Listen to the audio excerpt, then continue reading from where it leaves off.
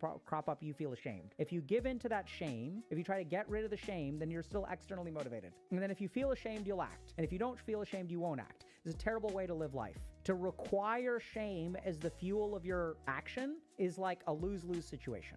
So we need to disable the whole circuit. Be autonomous. So set a target that encompasses the life that you want to live. Then when you wake up in the morning, you're not going to feel like doing it. And then ask yourself one question. Do I want to be a person who does what they feel like or does what they intend? And in that moment, you can make that choice. And it's as simple as that. Not saying it's easy, it's as simple.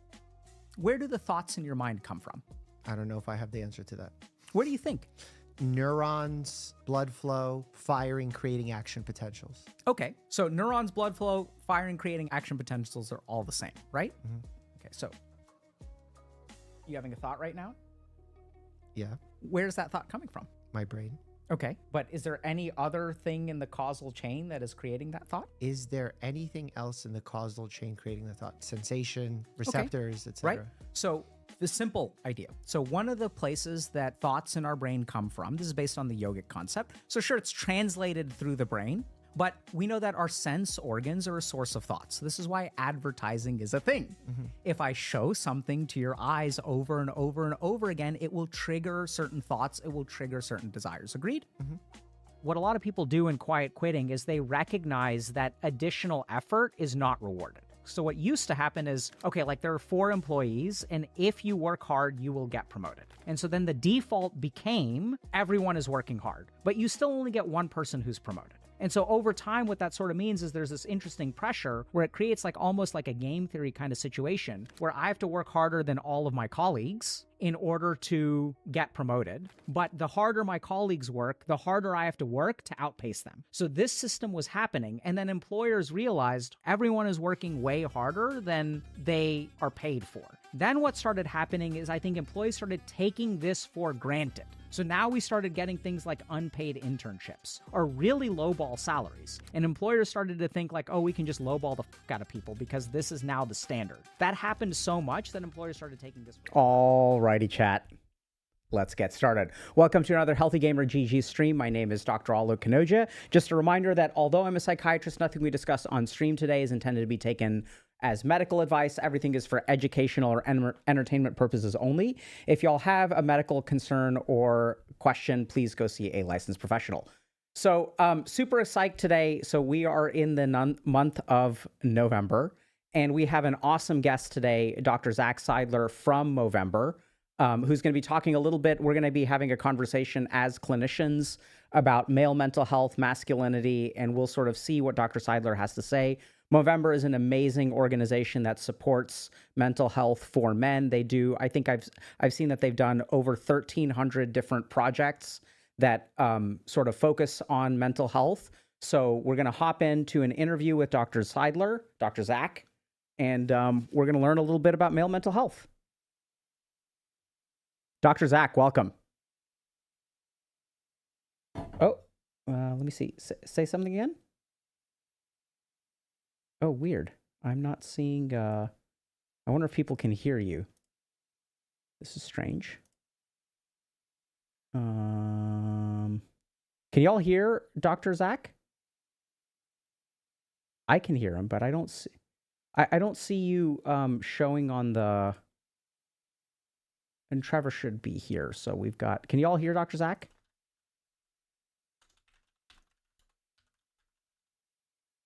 Okay, they can't, yeah, so I don't think, and I don't think it's on your end, I think it's on our end, so give me just 1 second. I'm going to try to troubleshoot, which is never a good idea, but we'll see. Okay. Yeah, if you had $1 for every audio problem, yeah, tell me about it, dude. Dude, if I had $1 for every audio problem. Okay, so let's see, this is, yeah, so this is, let me see. Output. I think what we're going to... Okay, say something now. Hello, hello. Okay, so that fixes it. So I think what we need to do is change... So when we do this, when we set it to headphones, this is so weird. Why have we never had a problem with this? We need to set this, Trevor, to the audio output to. Oh, here we go. We need to set this. I got it. I fixed it. I saved it. Count to 5 for me, buddy. Oh. 1, 2, 3, 4, 5. There, we got it. Okay, count to 5 again. Hey. 1, 2, 3, 4, 5. Perfect. Okay, we're Gucci. You're really testing my PhD counting to 5, man. I don't know. Yeah, it's hard, right? We especially in psychology, in psychiatry, we don't do a whole lot with numbers. Yeah. So welcome, Dr. Zach. Can you tell us a little bit about yourself and Movember? For sure.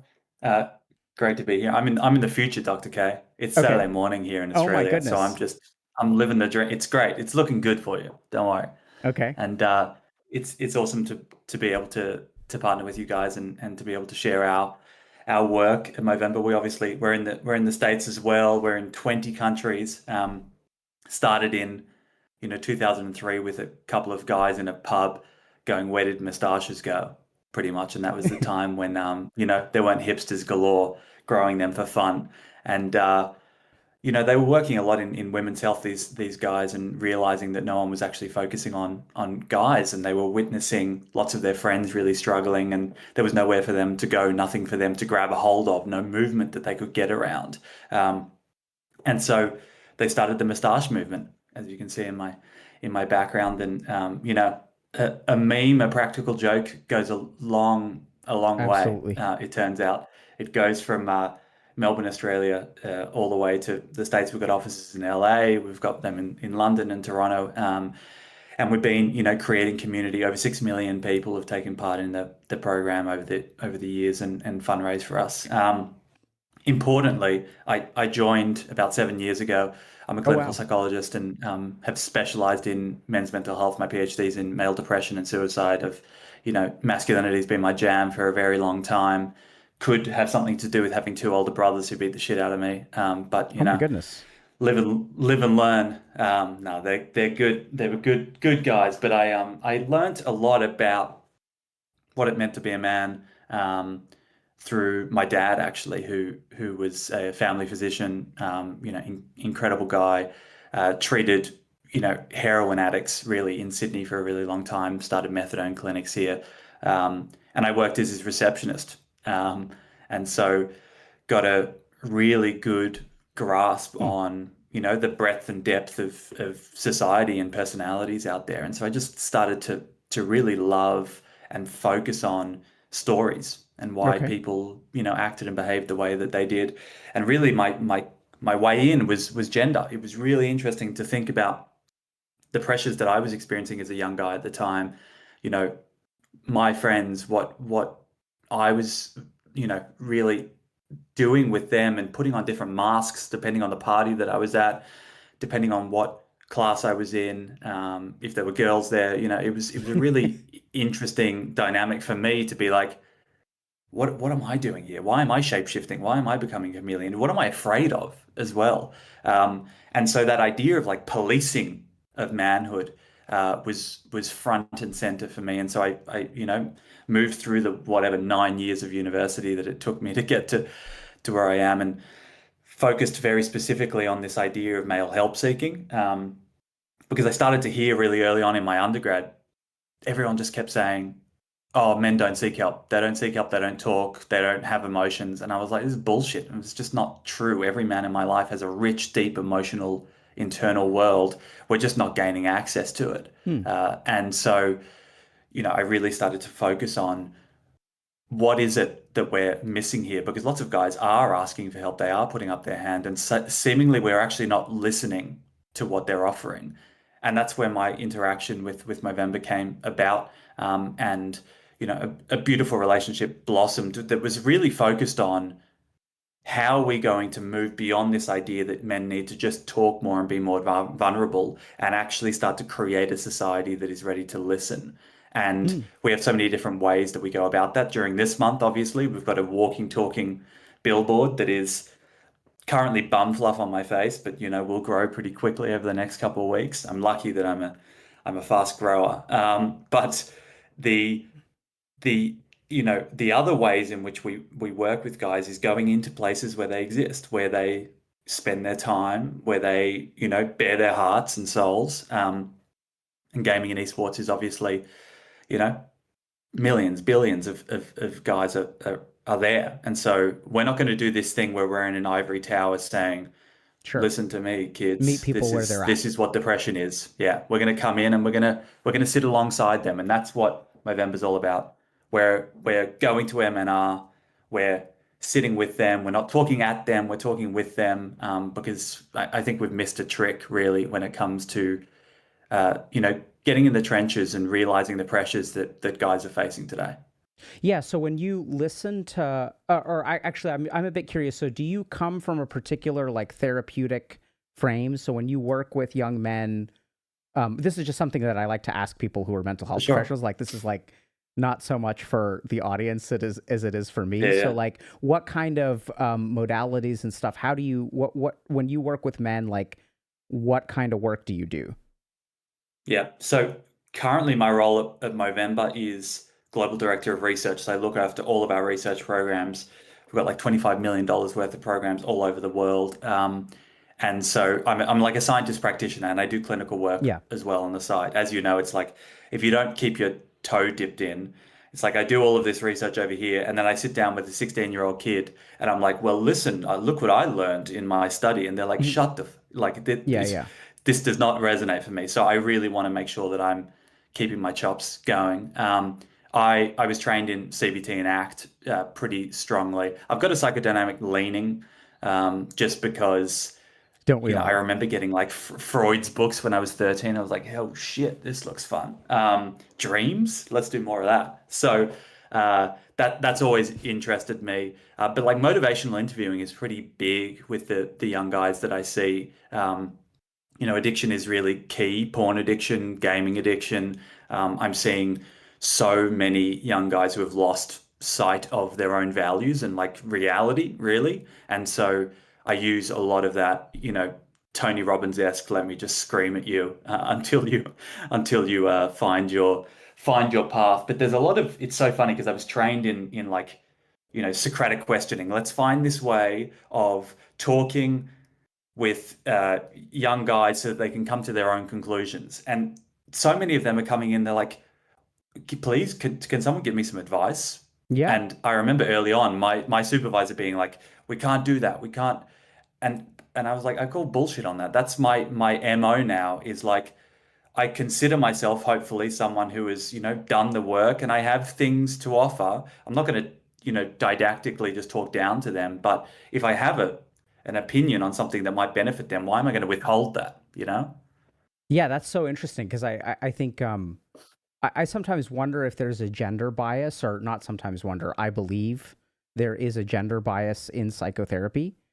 And even the fact that we just use that talk therapy and using language to address emotions being the gold standard of how we help people with emotions. I wonder if there's a bias there because, women have a higher verbal intelligence, and there's a lot of stuff around estrogen and emotional awareness.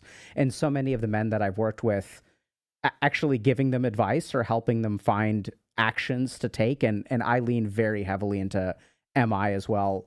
Not formally ACT, but also a lot of ACT, basically. And so it's so interesting to hear that we've sort of gravitated. And I also have what I would call, I think psychodynamic leaning is a very...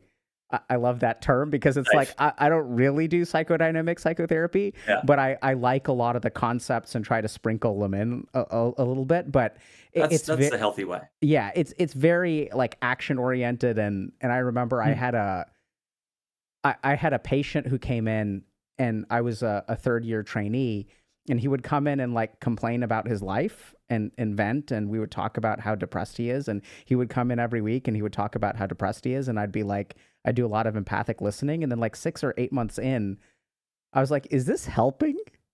And he's like, well, I mean, isn't this what we're supposed to do? Like, aren't I supposed to come in and like talk about my feelings, and then you listen compassionately, and then that's the job of therapy?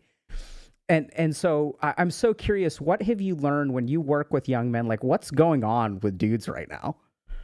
Yeah. So just on what you were talking about as well, like we've spent a long time trying to realize that this responsibility for men to like adapt to the therapeutic language, the idea that guys should come in and just talk in this emotionally vulnerable way that they've never been socialized to do so. If anyway, if they've actually been punished for doing Hmm. so. And so it's like now this just like let go of all of the preconceptions that you have and lie on my couch and talk to me about everything that's bothering you. It's never going to happen. So we're actually at Movember trying to create models of training for clinicians to actually adapt Beautiful. their practice so the system changes so that, for instance, I play COD with my Oh my clients. goodness. Like when their hands are busy, Why, like bro? that's why. Whatever game's going, man. Like I've played League before. I played, Oh my god. whatever is yeah, it's a thing, man. And you cannot imagine the amount of rich conversation that has come out. It's Okay, been so wild. I'm really confused by that. Okay, Yeah, so when you say you play COD with your clients or patients, are yeah. you playing COD or LOL with them as part of your therapy, or you play it outside of your clinical No, no, no, interactions? no, no. That's part. That's part. I'm not just hanging out with my S- clients. but how do you have a substantive conversation when people are inting down mid? Yeah. Uh, the incredible side of this is that they actually don't focus on the game. They focus on the Yeah, cognitive processing that they want to be doing. So they're always getting shot in the head. This is just the way that it goes. We're not playing very well, but I do find it started out. I started playing like table tennis and pool, and then I mm, started to see that the young guys wanted to do, and so I started to just move towards what they wanted to focus on and having an activity that was of use to them. And gaming just naturally arose. And so, COD is one example. I've only had one client that I played COD with. I've had, a number that I've we played. It was so weird. One guy just wanted to play Tetris. He was like obsessed with Tetris, and that that openness that came from his ability to disentangle himself from the pressure to be a certain guy meant that a different part of his brain was being, turned on yeah, during the therapeutic session, and the openness was just wild. And we got this is what I always say when I work with young women versus young men.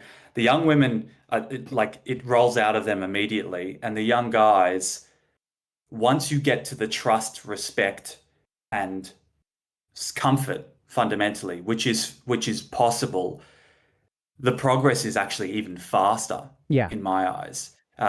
And so when you asked about the pressures that young men are facing, I think that it's like an input output problem, which is that the world is telling them so many conflicting narratives that there is so much confusion, and their output is depending on the environment. They actually really don't know what type of man they need to be. And I always talk about like the door handle phenomenon. I have so many young guys who talk about this idea that, I held the door for one woman and she thanked me, and I held the door yeah. for another and she slapped me. And it's like, what the fuck is going on? Where am I? What is this? And so I think that the pressures I know you've spoken a lot about like parasocial relationships.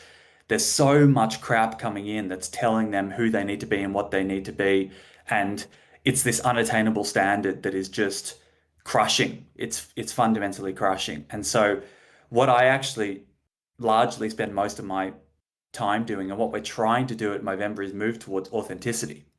It's like the shitty mustache that you can grow is the mustache that you have. Like that's who you are. How can we find a way for you to value that and understand that you are unique in whatever way, and what matters to you should be the North Star. And so it's that idea of like social connection and the idea that so many young guys, all they are seeking is friendship and belonging. Yeah, it's something that they want. They'll watch live streams with guys like us because they want to feel connected. They want to feel this sense of cultural relevancy. They want to feel like they're clued into the zeitgeist, whatever it might be. But the sad thing is that we're all watching this stuff, but then they don't have anyone to talk to about it. Hmm. And so, you know, that's where this like pressure versus reality comes in, which is their priorities for connection are overwhelmed by the fear of vulnerability of picking up the phone and, being like, hey man, I want to hang out, and not being perceived as gay or weak or whatever it might be, and just saying, this is what I need. This is what I need to succeed. This is what I need to be the best version of myself, versus cutting myself off from my lifelines, Yeah, so I think what's so challenging about this, I mean, so I completely, I can see the act sprinkling into what you're kind of saying, and I can get on board with that as a psychiatrist. What I'm kind of curious about is, I mean, you're saying, okay, like we're moving towards authenticity, and I can see the value of that. Especially when, like you're saying, people get conflicting information, right? So where everyone is sure what a man should be, the problem is that no one agrees. And so I can sort of see how authenticity is like the only way out of that. But what I'm curious about is when someone practically, so I'm thinking about some of the patients I've worked with who are trying to decide whether they should shave their heads or not. And this is one of those things where, like, from an advice standpoint, sometimes they'll ask me, should I shave my head? And I'd be like, bro, that comb over is not doing you any favors. And so what I really struggle with is if you're saying, okay, if you grow a crappy mustache, grow your crappy mustache. But then how do you navigate that with, like, maybe this is my biased thinking, but I'm going to use the fact that if you're a dude who has a crappy mustache or a crappy comb over, that will not really advance desirability. In terms of dating or even like professional settings and things like that, right? So like I'm all for authenticity, but like when some people are authentic, especially with the way that they talk or get banned from Discord servers and things like that, like how do you navigate the world treating them very poorly when they are authentic? Yeah, very, very fair question. And I think that, firstly, if you're growing a shitty moustache, you only grow it during November because you're like, oh, look at me, I'm doing charity. How good's that? And that's hot. So, Okay. that should offset the shitty Well said. moustache. Yeah. So you're not saying keep it. Do not keep it. Do not keep it. But there is a, I totally agree that, like, authenticity for authenticity's sake, the idea that, like, oh, I'm being my true self so you can just be an asshole, like, that's not, and I see so much of that. And I know that all of our gaming, researchers and team at Movember, they've sat on enough, Discord and Twitch stream to be able to see the horrible behavior, egregious shit that goes on, misogyny, homophobia, like, if that is your version of authenticity, like, bin it. So I do think that there is an interaction between this notion of authenticity and,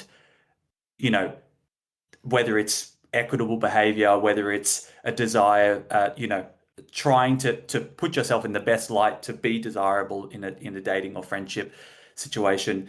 I do think that you want to be able to find that nexus between your authentic self so that you're not, like, burying your values and what matters to you, so I think mattering is really important there. But on the other side, I also think that reading the room is, like, the fundamental thing that is going to benefit young men, and talking at people and deciding that other people need to hear this thing. Like, I think authenticity is about self and other. And being your authentic self means knowing what type of authenticity is required in a context, what type of situation you're in, and that if you are, in a group and someone's making a sexist joke, that your authentic self is actually, I'm not going to laugh at that because I don't think that that's funny, but lots of people are just going to laugh at it because they're too afraid of saying, no, that's not who I am. So it's context dependent, I think, where authenticity should show up. And you should be able to go, all right, I'm in this room, I'm in this class, I'm in this therapy session, whatever it might be. I have multiple versions of manhood that I can pull on.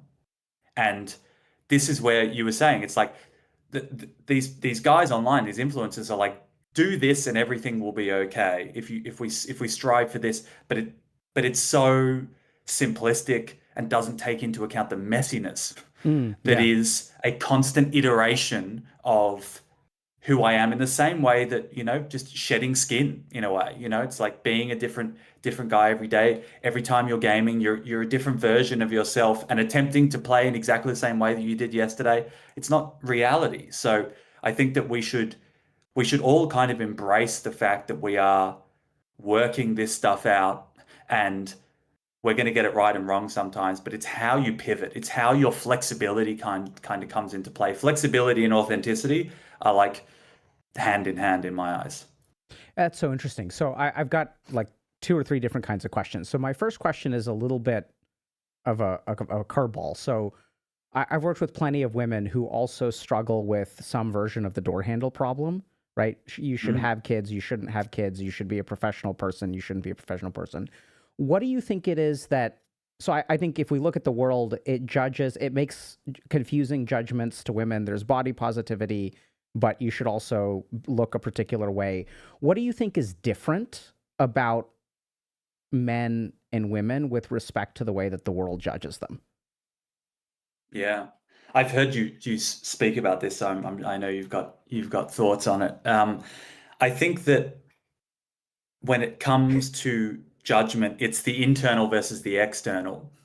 I think women naturally do a lot of shaming of themselves, especially in those situations when they're not living up to it, when they have a kid and they do something wrong. No one actually says anything to them. There's just this idea that they're being watched. I think that's a really strong, and then they internalize it, and you end up with this process of shame, and that sense of failure that actually looks very similar to what young men, for instance, experience. But men live, I think, in a world, and there's not to say that there is not, egregious violence that takes place for women and girls, but there is the constant threat of bullying, the constant threat of violence, the constant policing. Banter is used as a great excuse for shit talking someone. In a way, it's just a joke until it's really not. And so, I think that at least in a perception, side of things, young guys perceive that the risk to getting something wrong is much higher. I think that they perceive that if something goes wrong, the man cards that they have been handed will be stripped from them immediately. I do not believe that women walk around being like, someone is about to take my femininity from me. So it's a precipice. I think that men are constantly feeling like they're on a precipice of having something, pushed off, taken away. That's so interesting. I mean, you really emphasize the word perception. So do you think what do you think is the congruence of that perception with the reality that we live in? So this really lines up with a lot of research that we do at Movember called the perception gap. So it's this idea, like, what are your own values? So for instance, I ask you, do you think that you should be a breadwinner? And you'll be like, oh, like 25%, maybe. If you ask them, do you think society thinks that men should be a breadwinner? The jump is massive. And so the perception that everyone around me believes that this is what masculinity is, there's like an unspoken code. But yet when you go to 100 guys, the vast majority of them don't actually agree with it from their own point of view. And so who makes these rules? Like, is there just this puppet master, this masculinity dude who's like, this is how it will be, everyone are going to pass down this doctrine? Because every 16-year-old kid is like, I don't fucking want to do this. This is exhausting me. This is pain. And so this is where it's like, when I talk about perception, I think it is this notion of the like panopticon. I don't know, like this idea that there are police watching us from all angles. And if I cry, somehow, even though I know that I'm feeling this thing properly, I'm so afraid that they're watching and I will be stripped of something. And I think, I'd love to hear your thoughts on like how that shows up from a behavioral perspective in the gaming world. Like what you've seen, if you're like in a small team with people and they're able to be their authentic self versus like you're in the round and people start to put on this mask and end up leaning into a type of behavior because they're afraid of that, being their true selves in a way. So they lean into this notion of like, I have to be this version in order to succeed. So I'm not sure I 100% answer the question, understand the question, but my first answer is that I think most of the people that I know in esports and in gaming that I've worked with have very little connection to their authentic selves unless they do. So I think I think this presumption, I mean, not presumption, but I think the work that you do about helping people connect to their authenticity is vital. And I think that most people that I know don't really even know what their authentic self is. And I love this word panopticon. I've never heard that before, but boy, do I love it. Sounds like a transformer. So I think people have been so influenced, right, by this perception gap that their experience of their authentic self has been slowly buried, like one layer of sand at a time. And so who you are, and case in point, and this is why I kind of asked about the perception, because, I've worked with so many men. Like there's one man I know who is a stay-at-home dad, and that is like acceptable. But like if you're a dude and you go on a dating app and you're like, hi, my name is whatever, my hope is to never have a career and be a stay-at-home dad and just spend time, or not even a stay-at-home dad. Like, I mean, it doesn't even, like, maybe I don't even want kids. It's like, I'm not interested in having a career. Like the way that the world receives them, right? And that's why, like, I get what you're saying about a perception gap. And I've seen that cognitive bias is huge, especially with sort of some of the manosphere thinking and the red pill thinking and the black pill thinking. So I've seen that. But I was trying to answer. So I think a lot of people, so my question to you was really about how you navigate. Is there a reality to it? Yeah. And how do you navigate, how do you help people, show up in an authentic way when it's not clear that the world will receive them in an authentic way? And then the second question is, what if the authenticity, and I'm so curious about this because I think sometimes, there's a lot of real lived resentment, anger, frustration. I would not call that inauthentic in any way. So how do you navigate through that, right? So if someone makes a sexist joke and I really do think it's funny, right? Yeah.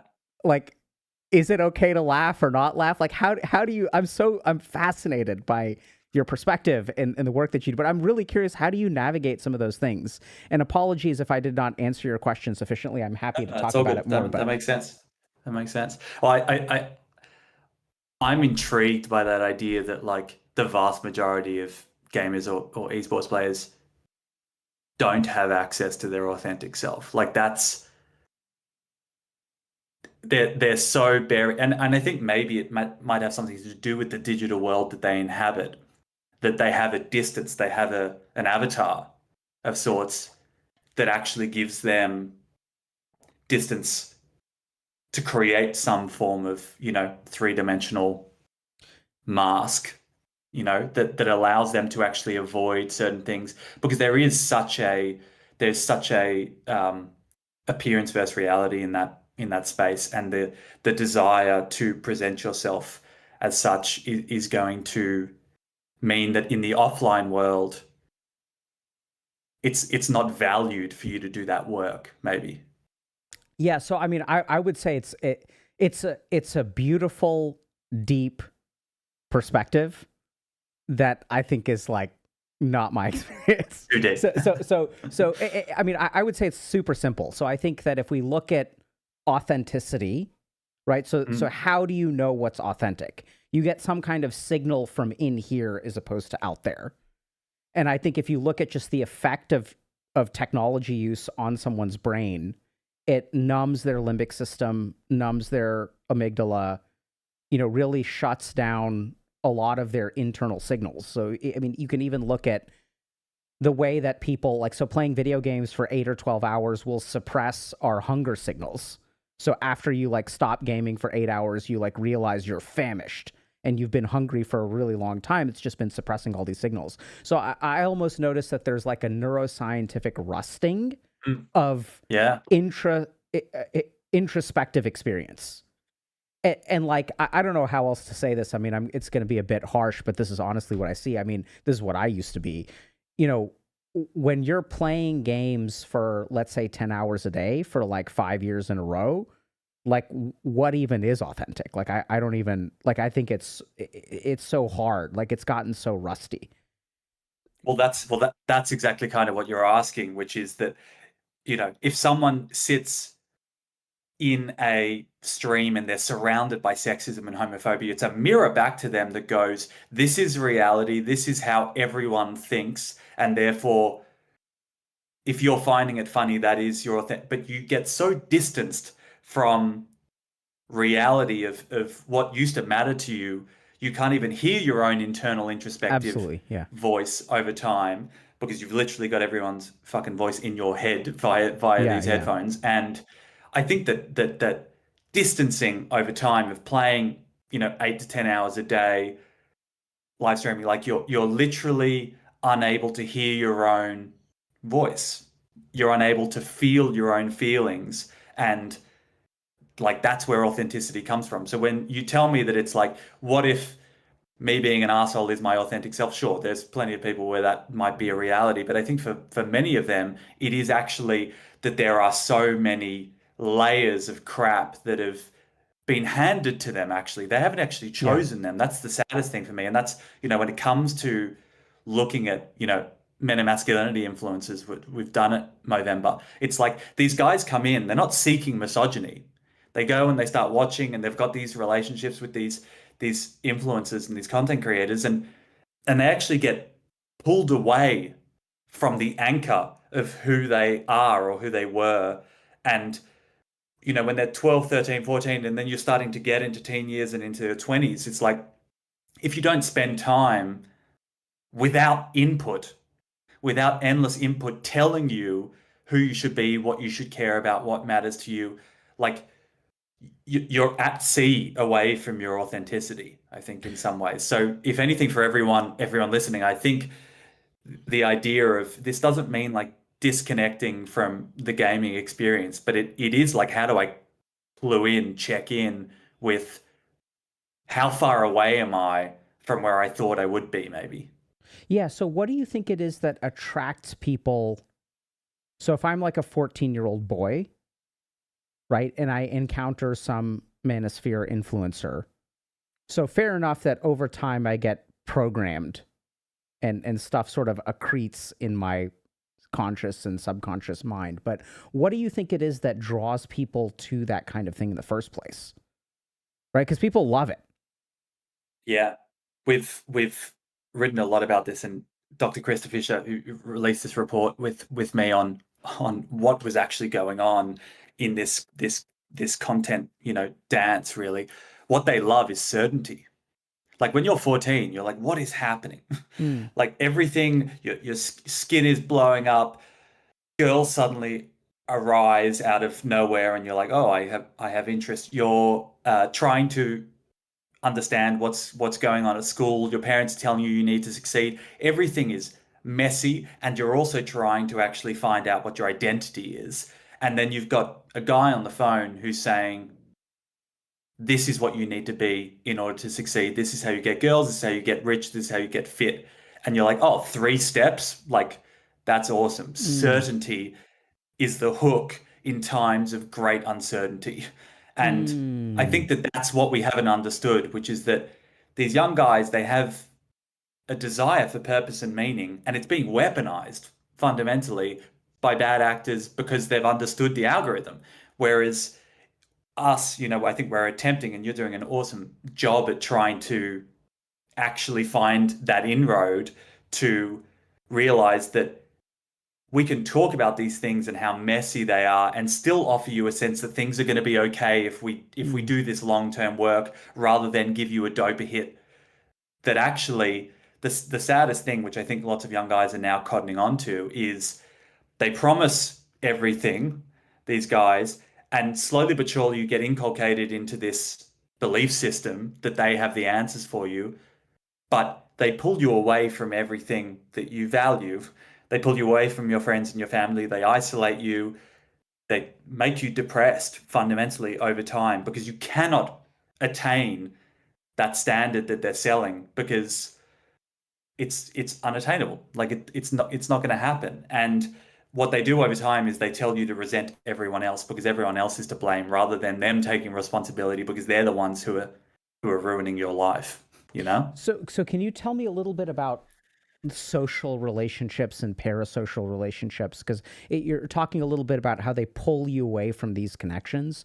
So what's making it hard for men to form connections?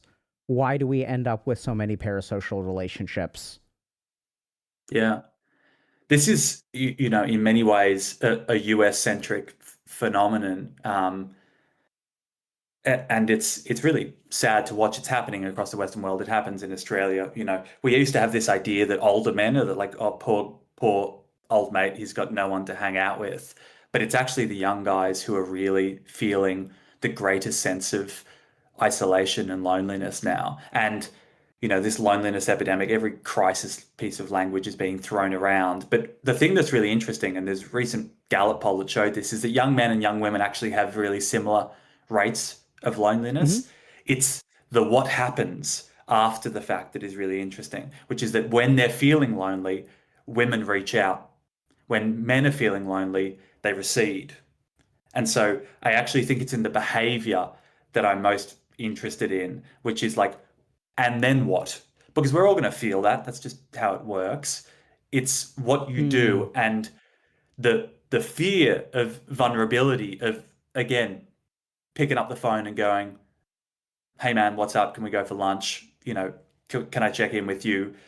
You know, I'm feeling like shit. Can we chat? Like the fear that that is going to bring about some kind of repercussion whereby you're going to be perceived as weak, vulnerable, you know, is leading to guys actually lesioning their social connections. And that's why you witness, you know, from 18 onwards, you see young women and their friendships, and then they stabilize.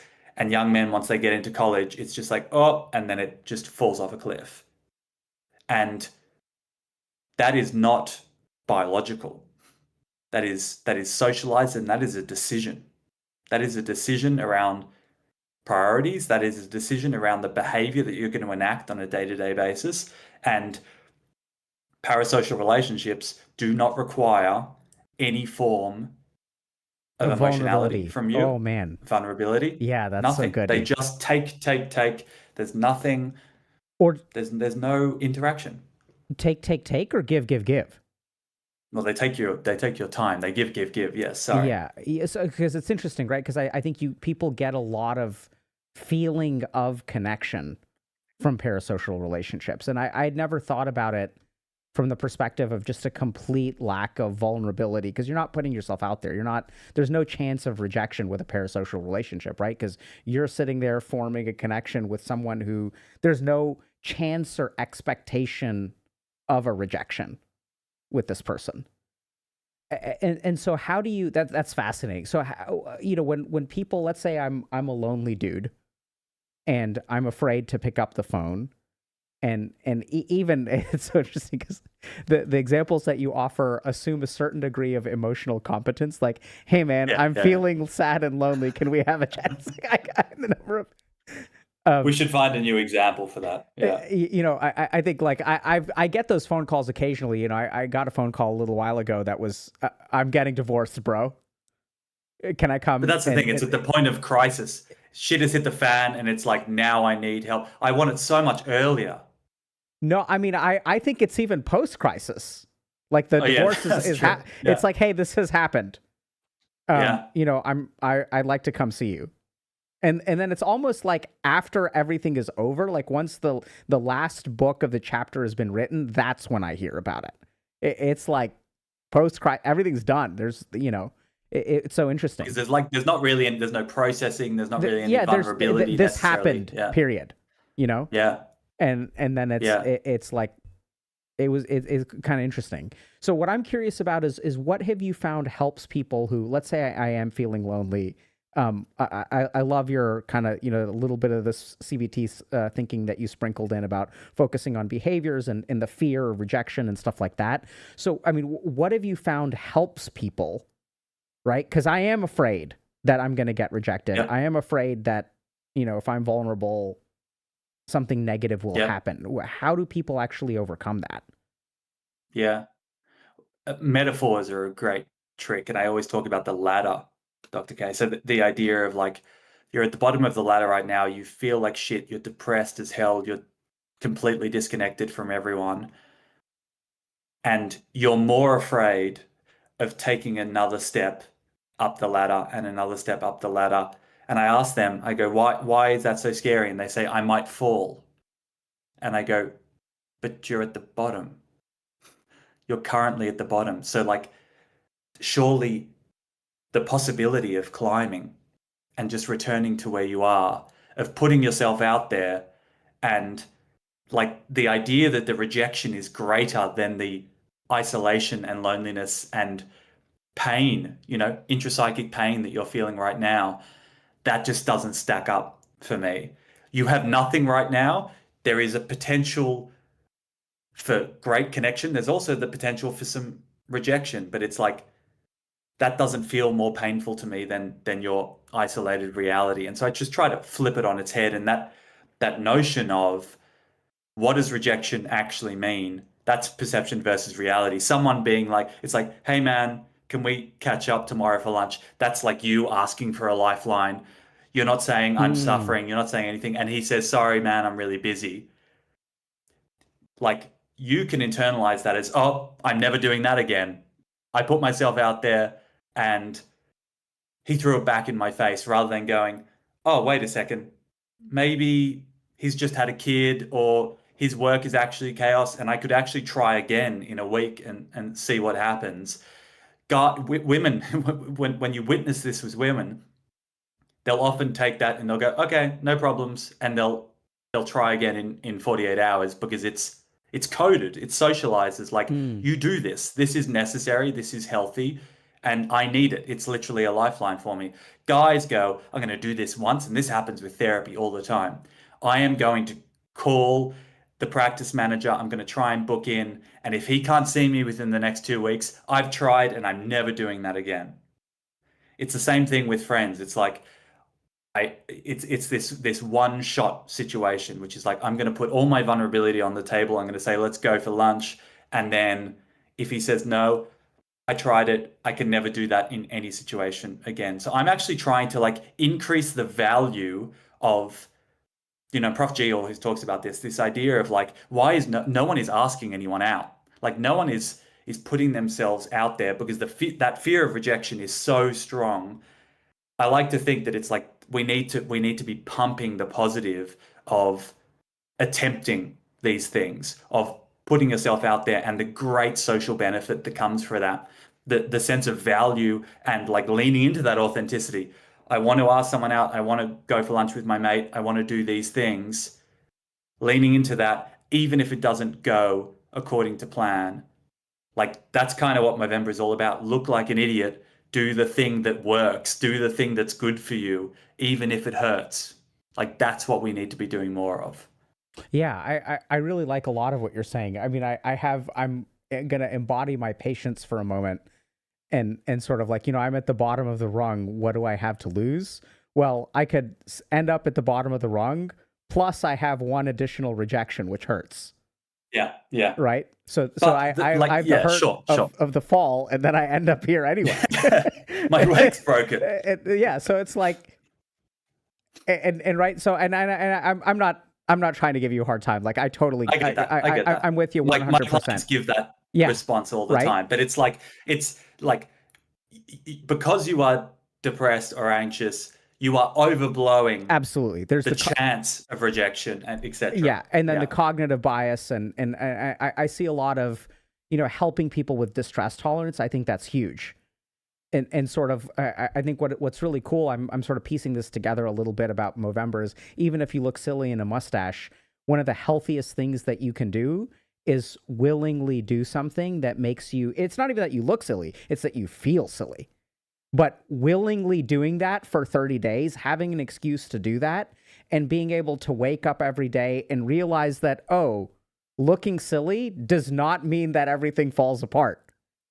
You know, and really find your other 10 friends that you can look dumb camaraderie. with, and go to the pub together and hang out and talk about whatever's happening. And that's then great. It's, in numbers, safety in numbers. Yeah, and I think that the social connection around Movember is phenomenal, and so it's really cool that y'all do that. I'm kind of curious. Anything that I have one or two other things that you sort of mentioned that I'd like to go to, but anything that you want to pick up, or a thread that you want to pick up on or talk about before I kind of keep going, because I want to shift gears just for a second. But I want to let's shift. I think so one of the things that you talked about is that people have a lot of you kind of talked about this door handle problem, right? Of like all of these expectations, and people don't quite know how to live up to these expectations. You have these influencers that are kind of giving us this idea of certainty, which such eye-opening insight of like, okay, in a world of uncertainty, this person is offering you 3 simple steps, and if you check these things, everything is going to be great.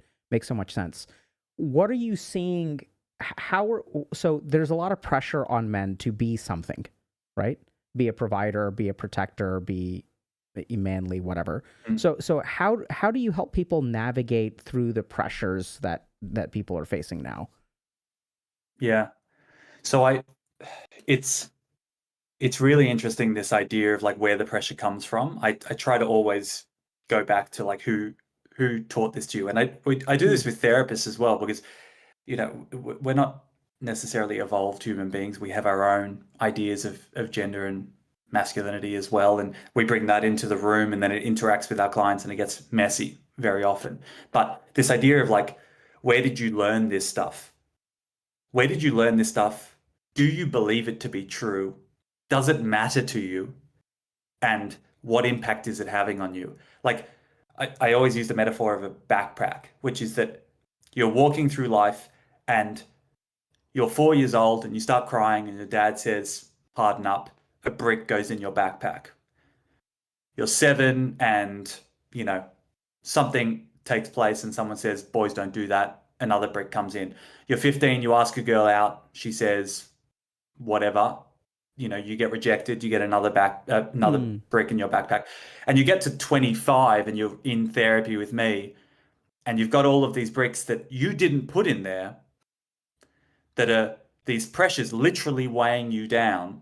And the way that we like to think of it at Movember is that these bricks can actually be used to build something. They can be used to build a sense of like the house of manhood that you want to craft. You can put them in a certain order. You can decide which angles they're at. But most people just walk around with this thing weighing them down that is of no benefit to them, that they don't know why or how they're carrying them on a day-to-day basis. And it's actually entirely dismantling their mental health and well-being. And so when it comes to this idea of how we can reduce pressure, I think that women do a lot of this work of like understanding, like women know way more about masculinity than men do, because we're often stuck in our own subjective, I'm like, this is what it means to be a man. And women are like feeling the ramifications, the ripples, the waves of masculinity in their lives. And so they have an objective view of how men interact with one another, etc. So I think that guys, it'd be so great if we can get more and more guys going, what is my backpack? What am I carrying? Where does it come from? And why am I buying into this pressure? I think I love, the best thing about young guys is their criticality in many ways. It's like they love like myth busting shit. I want to break this. I want to understand why this happens the way it does. Like, what's happening in crypto? What's happening here? Like, why can we not have that for our own selves? Why can't we have that critical insight into what is this thing that I've been handed? I actually don't buy it. I don't buy it. I think I've been played fundamentally, and it's not helping me. And it's not a matter of like talking down to people. It's a matter of like sitting alongside them and going, hey man, I've got backpack. Like I'm about to have a son in 8 weeks, and I'm freaking out about the all of my own. Like I'm a masculinity expert, but it's like, what is this going to do for my own stuff? What have I inherited? What have I picked up that is going to mean that the way in which I father a young boy, like what bricks do I want to give to him? All of it's intergenerational, man. Like it's this is a really ongoing idea of what it means to be a man. You're gonna have a son in 8 weeks? This is a change table that I just built because I'm handy AF.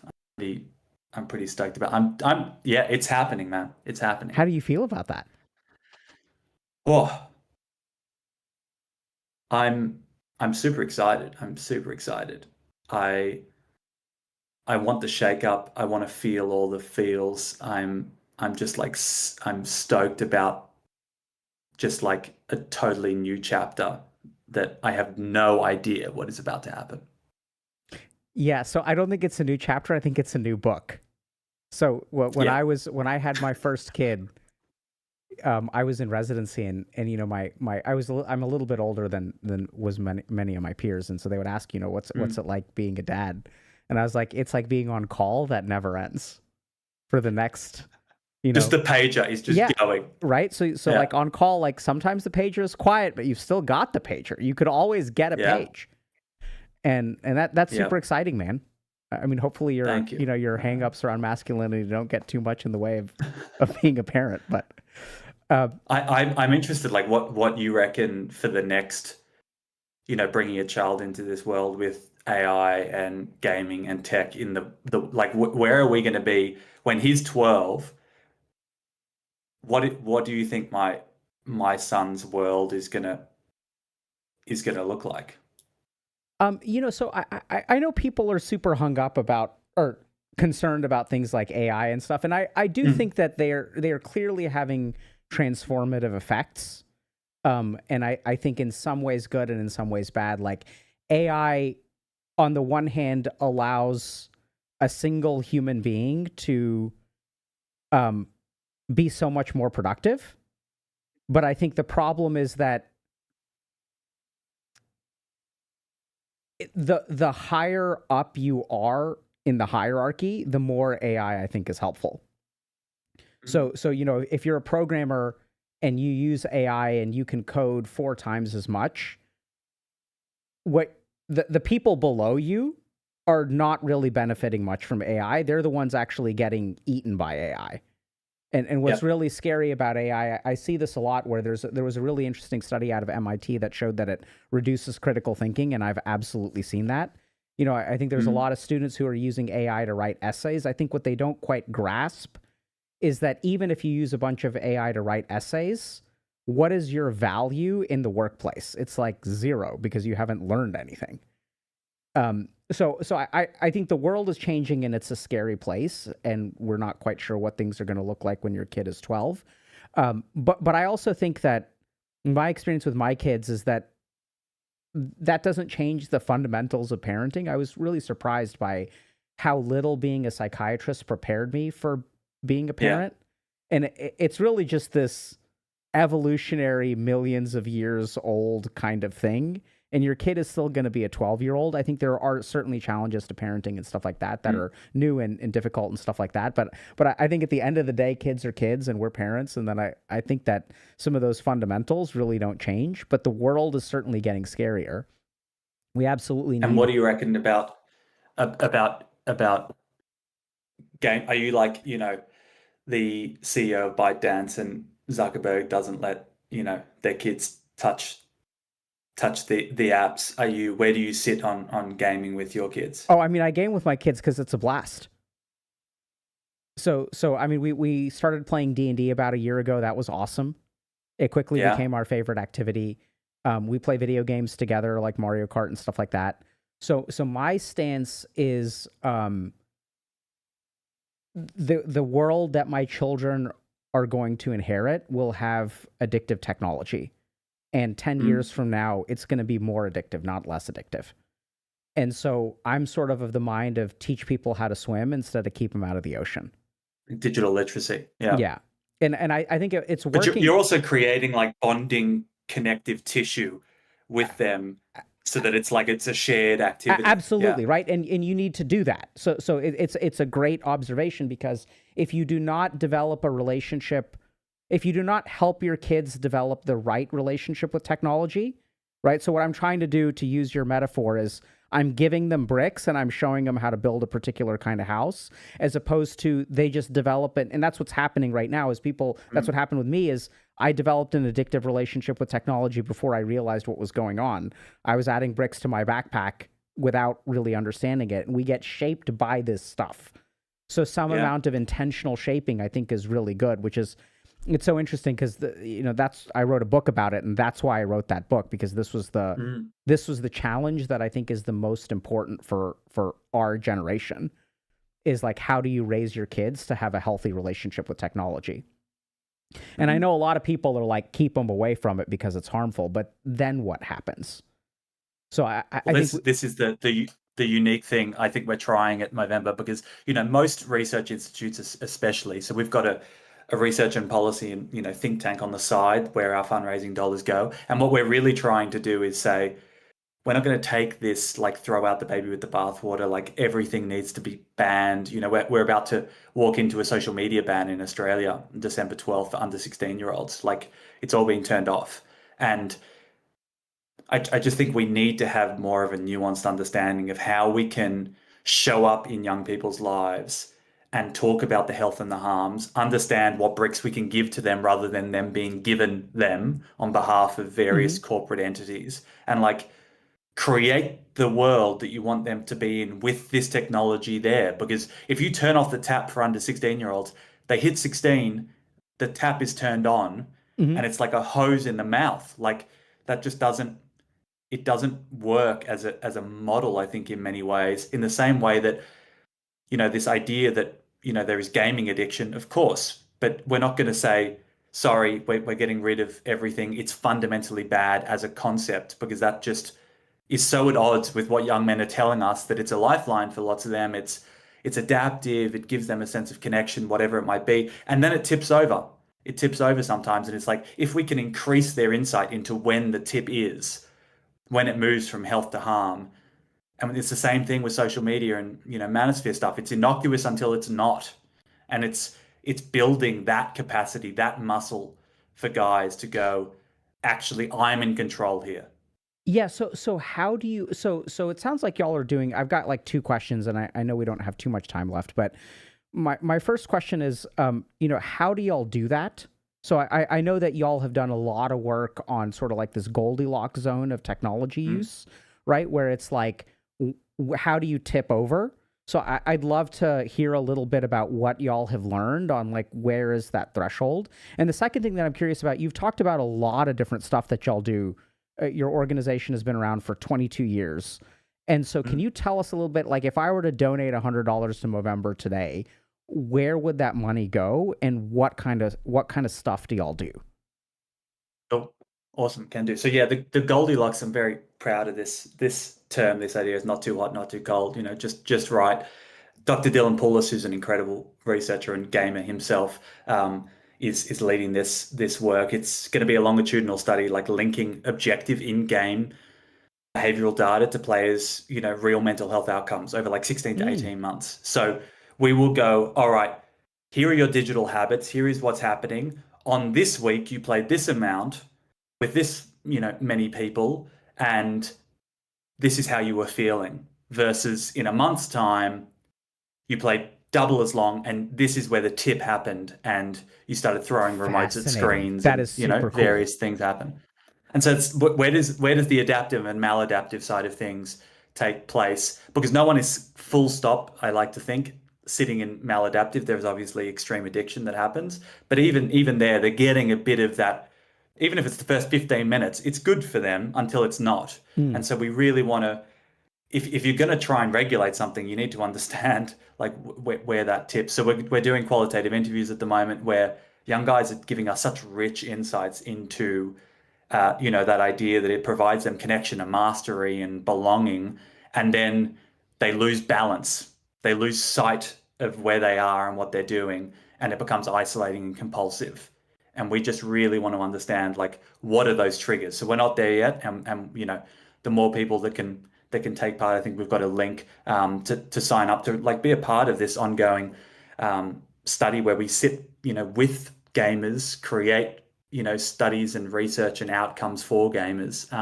That's really essential for us. So that's an example of one of our pieces of work. We're now also working with Owlcat, who created this game Rue Valley that's about to be released, which is like a literal a hero's journey in therapy. And it's looking at like a young guy actually going through this whole journey, and we've written all the scripts with them and been a part of that. So we're going to inbuild a study there as well to see if it changes help-seeking attitudes. So we're trying to take like science into the real world. It's like translational evidence building. That's awesome, dude.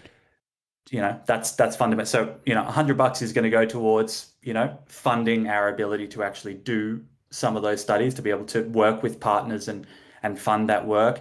But then we also do really on the ground. Yeah, I'd love to hear about that too. In community. Like, can you tell us a little bit?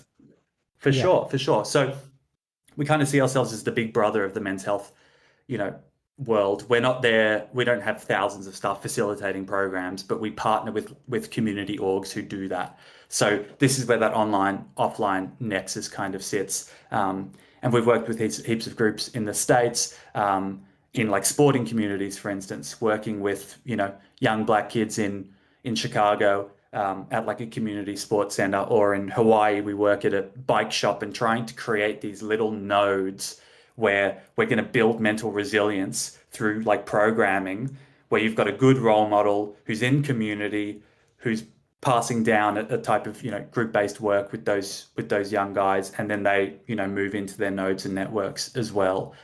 So there's that's where those 1,000+ programs that we've been able to fund. We're so grateful to get funds from community that we want to make sure that it goes back out. So we've got this research and policy up here where we're trying to actually break through with some really unique insights. Like when it comes to gamers, everyone's just making shit up. The research that exists at the moment, is just a lot of this top-down stuff. We are really trying to change the game by getting in on the ground with them, and that's the mode for us. I totally see that. I mean, I think it's one of the most shocking things that I remember realizing was like everyone's doing research on video game addiction, but like the fundamental questionnaire that assesses addiction does not assess any positive impacts at all. No. Right. And so it's sort of like, and there's just so much stuff that doesn't feel translational or on the ground, where I think it's fascinating if you guys are doing a study that actually, measures, because I get this question a lot. Probably the most common question I get from parents is, how many hours is okay? And I always answer in sort of this like kind of waffly sort of way, which is what I believe, but it's not a certain number of hours. It's about finding the threshold of like what's harmful and what isn't, and things like that. And so it's so interesting that someone, because I've never seen a study. I very rarely see studies on video game addiction or video games in general that are designed the way that y'all are designing things. And I think it's a very high external validity. Super cool study design. It's because we've got a gamer designing it. Yeah. Like, so that it's a no-brainer. Yeah. And for people who don't know what external validity is, a lot of studies are done kind of like what Dr. Zach is saying in kind of this academic ivory tower sort of format, and then they don't really translate over to the real world because it's so controlled. But some of the stuff that y'all outside of the lab. Yeah. Right. And then when you enter the real world, things kind of change. But thank you so much, Dr. Zach, for being here. Dr. Zach Seidler, everybody. Check out what November is doing. Is there anywhere that you think that people should go if they want to learn more about November, the work that y'all are doing? Sure. I think we've got a link up there to our Level Up page. That's all of our gaming and esports work. Sign up. We want to hear your voice in our upcoming studies and programs. We want you to be a part of this. We can't build it without you. So come on board and grow mustaches, fundraise, do some weird and wacky shit, and look a bit dumb because it's fun. I'm here for you. Awesome. Thanks a lot, Dr. Zach. Take care. Thanks, Dr. K. All righty. Yeah, that's cool. I'm serious, y'all. I'm not just glazing on Dr. Zach. That's a legit, very cool study design. And if y'all are familiar with research, hopefully y'all like understand that. It's very cool. You know, most of the studies, if you look at stuff on video game addiction, they're going to be like questionnaire based sort of things where we're just surveying people and sort of asking them. I also remember that one of our first coaches, who's now almost done with their PhD, I would hope, was wanted to do a study, and hopefully they're doing something like this, where they were trying to get a tool that you install. Okay, so this is a bit scary. But you know, a tool that you install on your PC that is tracking your gaming, so that when we assess your mental health, it's basically like looking at your stuff and knowing how much you're playing. And then the other thing that's interesting, I don't know if y'all caught this, but there was one other detail. Oh yeah, so it sounds like as part of their study, they're also looking at the number of connections you have online. I don't know if y'all caught that or if I misheard that, but it sounds like they're not just looking at the hours you're playing, but like what is the variety of people that you play with, which is incredibly fascinating. And I do wonder about that, right? So if you have one toxic Discord server that you hang out on, is that bad for your mental health? Or is it like if you're on 4 different Discord servers and you bounce around and play with different people that your mental health will be better? Really interesting stuff. I think those are the kinds of questions that I personally am interested in knowing. Because if we're talking about, if I'm making a video about how to not play games in a harmful way, those are the that's the kind of stuff that I want to know. I don't know how else to put it. It's like there's some, study being done out of whatever, like Stanford or Harvard or whatever. They're like, blah, blah, but it's like, hey, is the number of Discords that I'm in, is that important? So I think it's super cool. Great organization. Okay, so we're going to take a 2-minute break, I think. And then I'm going to do a lecture on emotions. But I gotta adjust the air conditioner or change the shirt. And I'm gonna grab some water. Okay, we're shrinking the.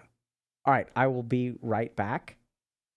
I'm gonna grab something to drink, and yeah, then we're gonna do a quick lecture. Share stream chat.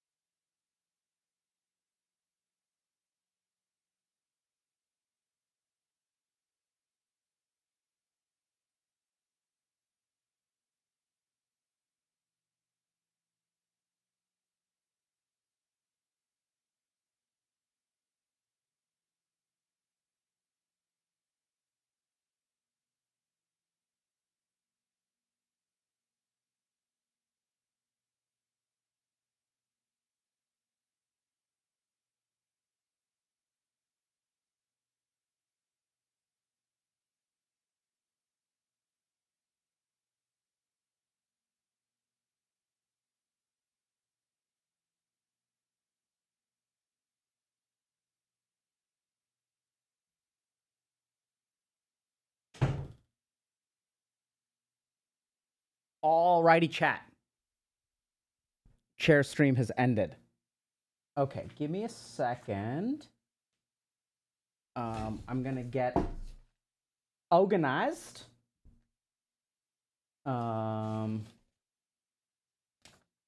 Okay.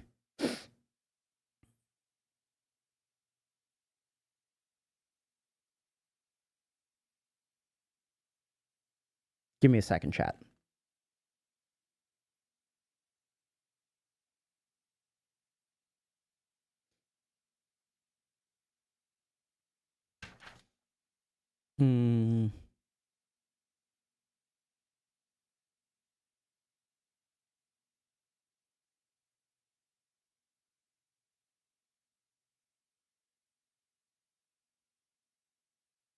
Okay, I'm going to make a couple of notes.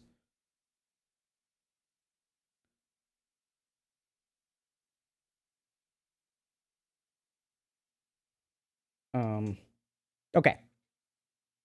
So we are going to, I need this bad boy. Oh. Okay.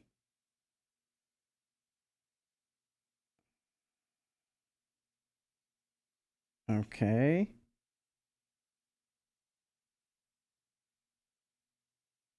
Do not like that you are not a capital letter. I want you to have a capital letter. There we go. Delete, Shift, P. Okay. I realized recently that I never title the iPad drawings that I do. So like, there's like a bazillion iPad drawings and it's all my chicken scratch. And I honestly can't even read my own handwriting. So,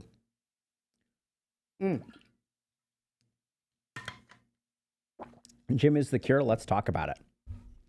All right, chat. So I was thinking about doing a lecture for male mental health. And I was like, okay, should we do stuff on depression or anxiety or suicide or addiction or what? And I decided that what I really want to do is talk to y'all today about emotional processing. So first thing is, emotional processing is not like specific to men, right? So we all have brains. Processing emotions is important for everybody.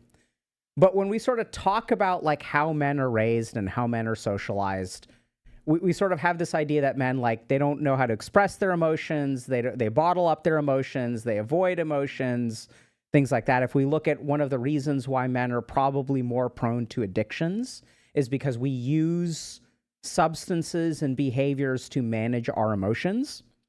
And then the other thing is, like, you know, I remember when I was training as a psychiatrist, people would talk about, you know, like, it's really important to process your emotions. Like, it's really important to process emotions. And all throughout my psychiatric training, I never had a class in like, what is processing an emotion? Like, literally, if I feel an emotion, what is the difference between it being processed and it not being processed? And if it's important to process it, how do you do that, right? So, and there's a really common, like, belief about processing emotions, which is that talking about your emotions is processing them.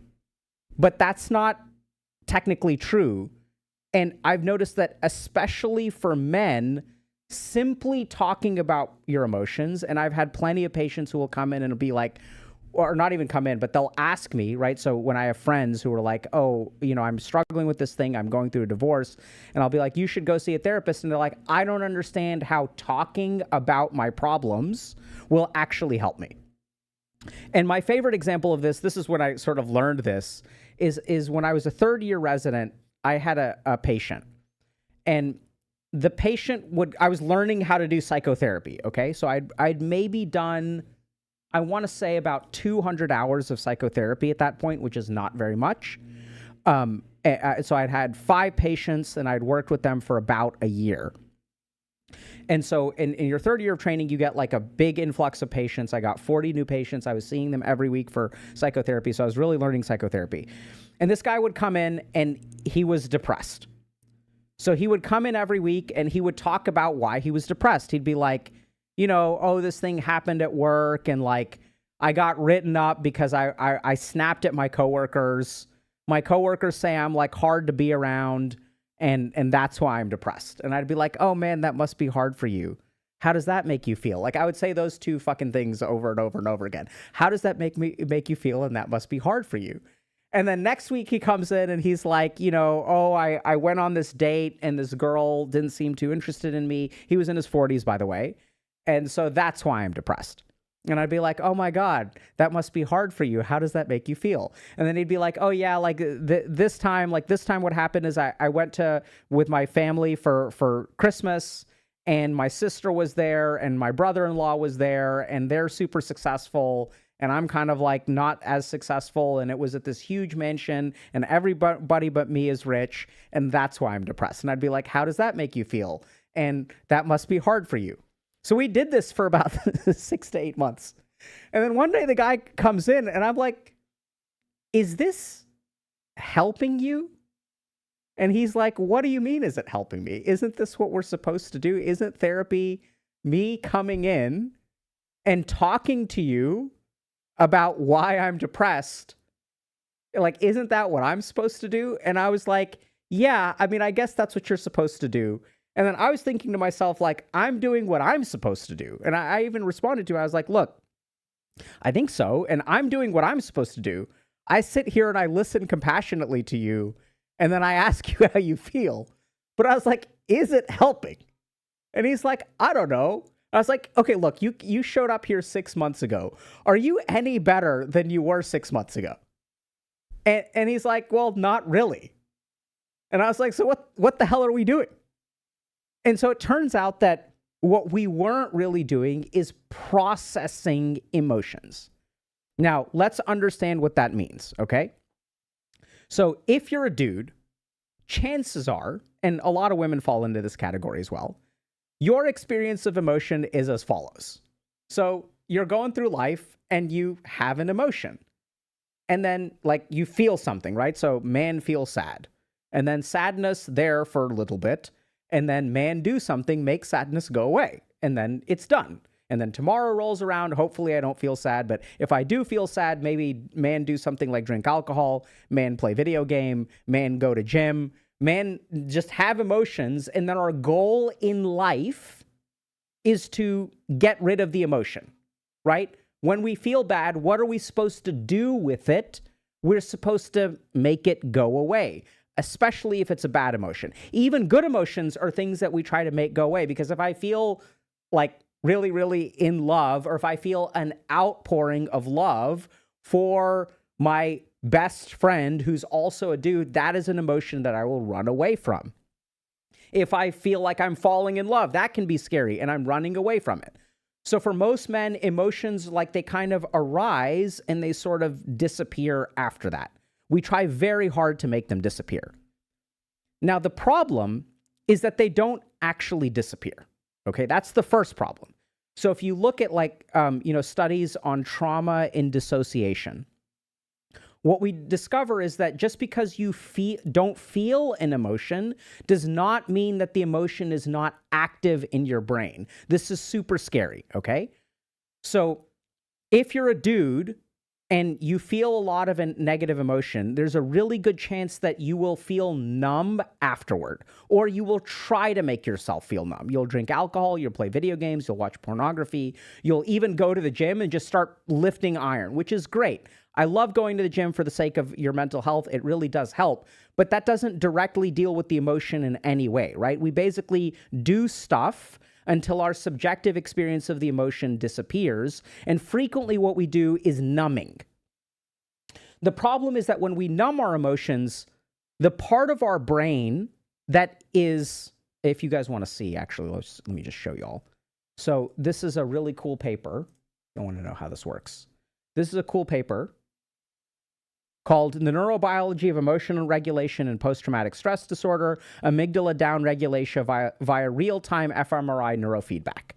Okay, I just realized I said a bunch of words at you. Let me explain what this is. So this is the neurobiology. So we're going to understand, not from a psychological perspective, but from a brain perspective, what happens with emotions, what happens with this part of our brain called the amygdala in PTSD, okay? And they're looking at a particular intervention, which is neurofeedback. That's not that's not what we're super interested in. Let me just find wrong part of the brain, right part of the brain. Here we go. So enhanced activation in emotion regulation regions during amygdala downregulation with negative correlations in PTSD symptoms. I'm going to explain this to y'all. Don't worry about it. Okay. So basically we have these parts of our brain, the frontal lobes. This is left dorsomedial prefrontal cortex. That's the area that's highlighted here. Right dorsomedial prefrontal cortex. Actually, this should be backwards. This is interesting. This is not the right view of the brain, but whatever. And then basically the way that these parts of the brain suppress the activity of the amygdala, okay? So the amygdala, we got to do a little bit of neuroscience. Let me actually just do this. Let's do this. Let's understand, okay? So here's what happens in our brain. So this is what's really wild. Okay, when we have emotions, we have this part of our brain called the amygdala. Okay.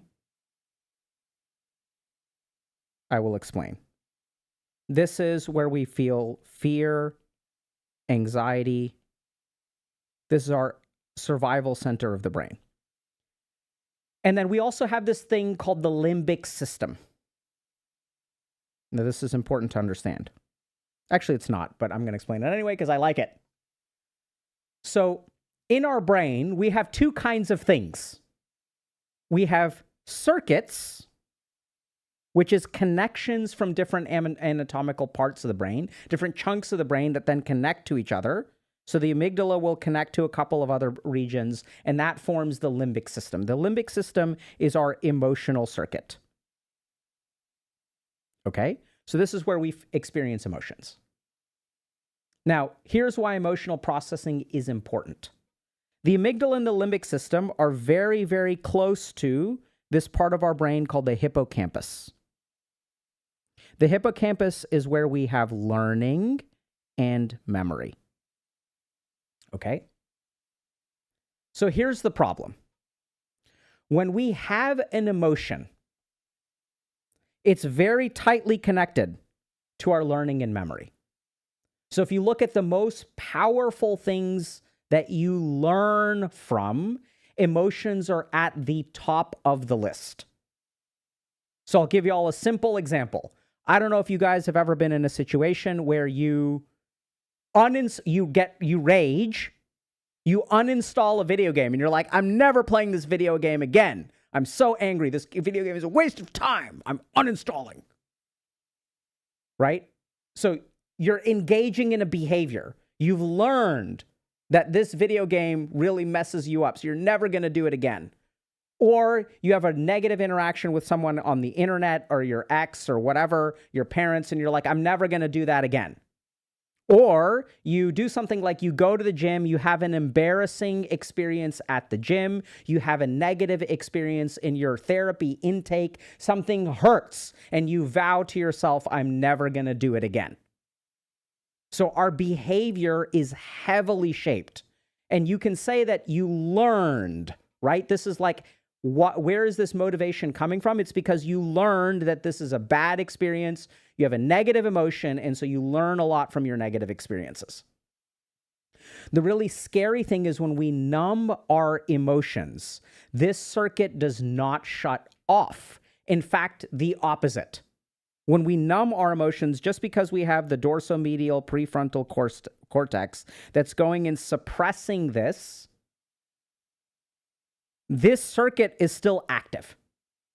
So if you look at your life, okay, this is what's really scary. See, most men that I work with struggle with getting themselves to do something. So if you look at like what most men struggle with, like they live lives of avoidance. Oh, I don't want to do this because I have to try to get myself to do this. I have to get myself to ask this person out because I'm afraid of rejection. I have to get myself to go to the gym because I don't feel like going to the gym.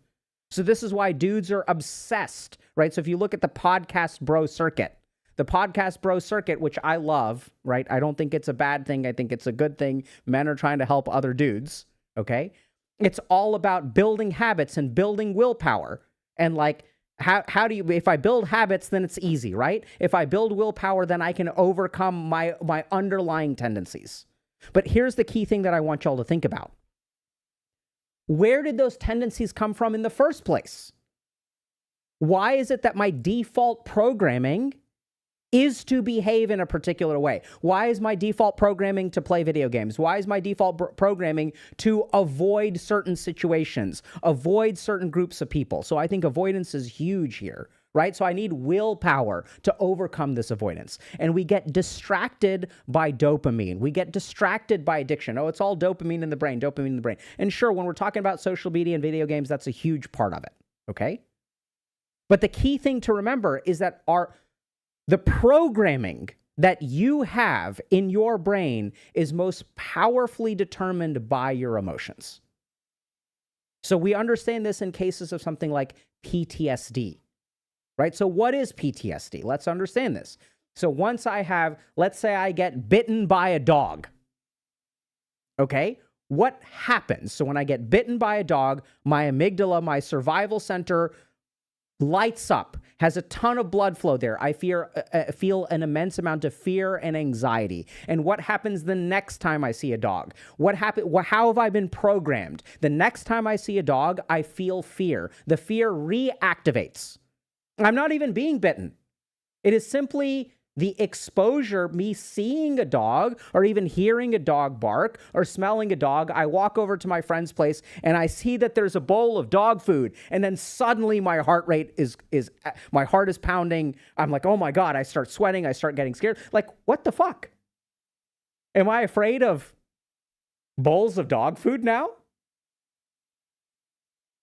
Right. So I want y'all to appreciate the neuroscientific mechanism here, which is that when I experience a negative emotion, it changes my hippocampus and I learn from it.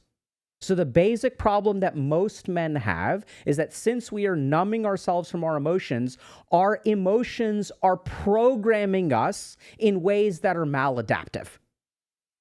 And then once I have all of this maladaptive programming of I'm avoiding this, I'm running away from that, I'm not motivated, then I try to use all of these compensatory mechanisms like willpower and habit and taking magnesium at night and using all these supplements. I'm trying to do all this stuff to overcome myself.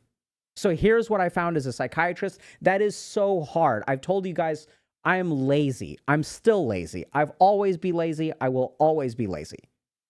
You don't need to work hard. You don't need to have willpower. I also have terrible habits. What I find is the most useful thing is to reprogram yourself. And once your default programming changes, then your life becomes way easier. Imagine for a moment that if you did not feel avoidance for asking someone out on a date, if you did not feel avoidance for asking for a promotion, right? If you didn't have those negative emotions, imagine how free your life would be. Discipline and willpower and habit to overcome yourself. Oh my God, it's so much work. I hate that crap. Instead, why don't you just change the way that you perceive the world? So easy. I know, it's crazy. It's not so easy, but I'm going to show y'all how. Does that make sense?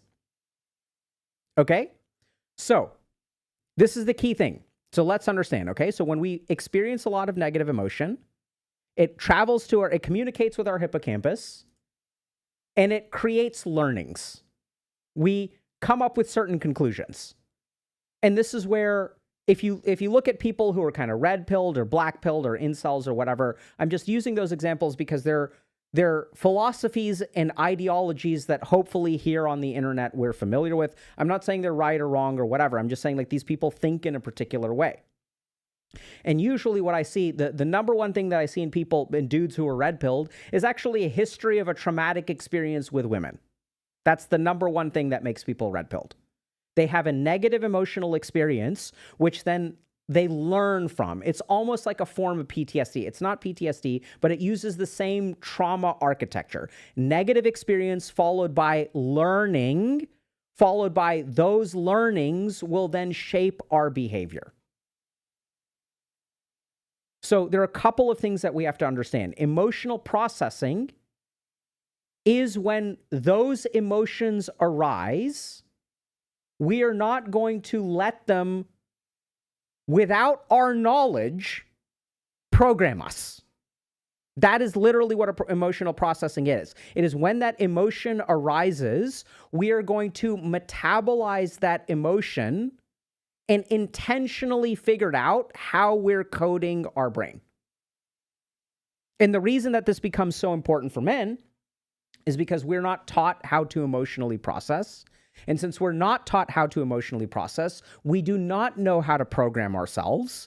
And since we don't know how to program ourselves, this is why the podcast bros love habit, discipline, and willpower, right? I don't know if this makes sense, but we are so concerned about overcoming our instinctual desires, what feels natural to us. That's why we're habits, willpower, discipline, because we need to overcome the stuff that's down here.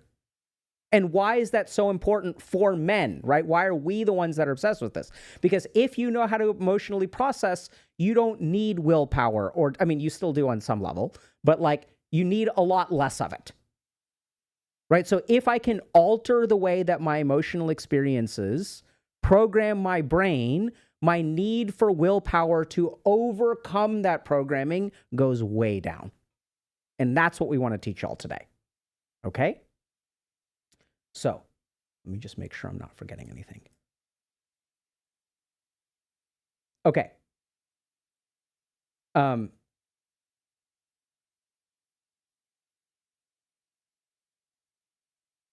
Okay. So let's explain a couple of principles, okay? So the next thing that we need to understand is that when we numb our emotions, they don't go away. So there's this sort of idea that men will bottle up their emotions and then their emotions will explode. So like, I don't know if this makes sense.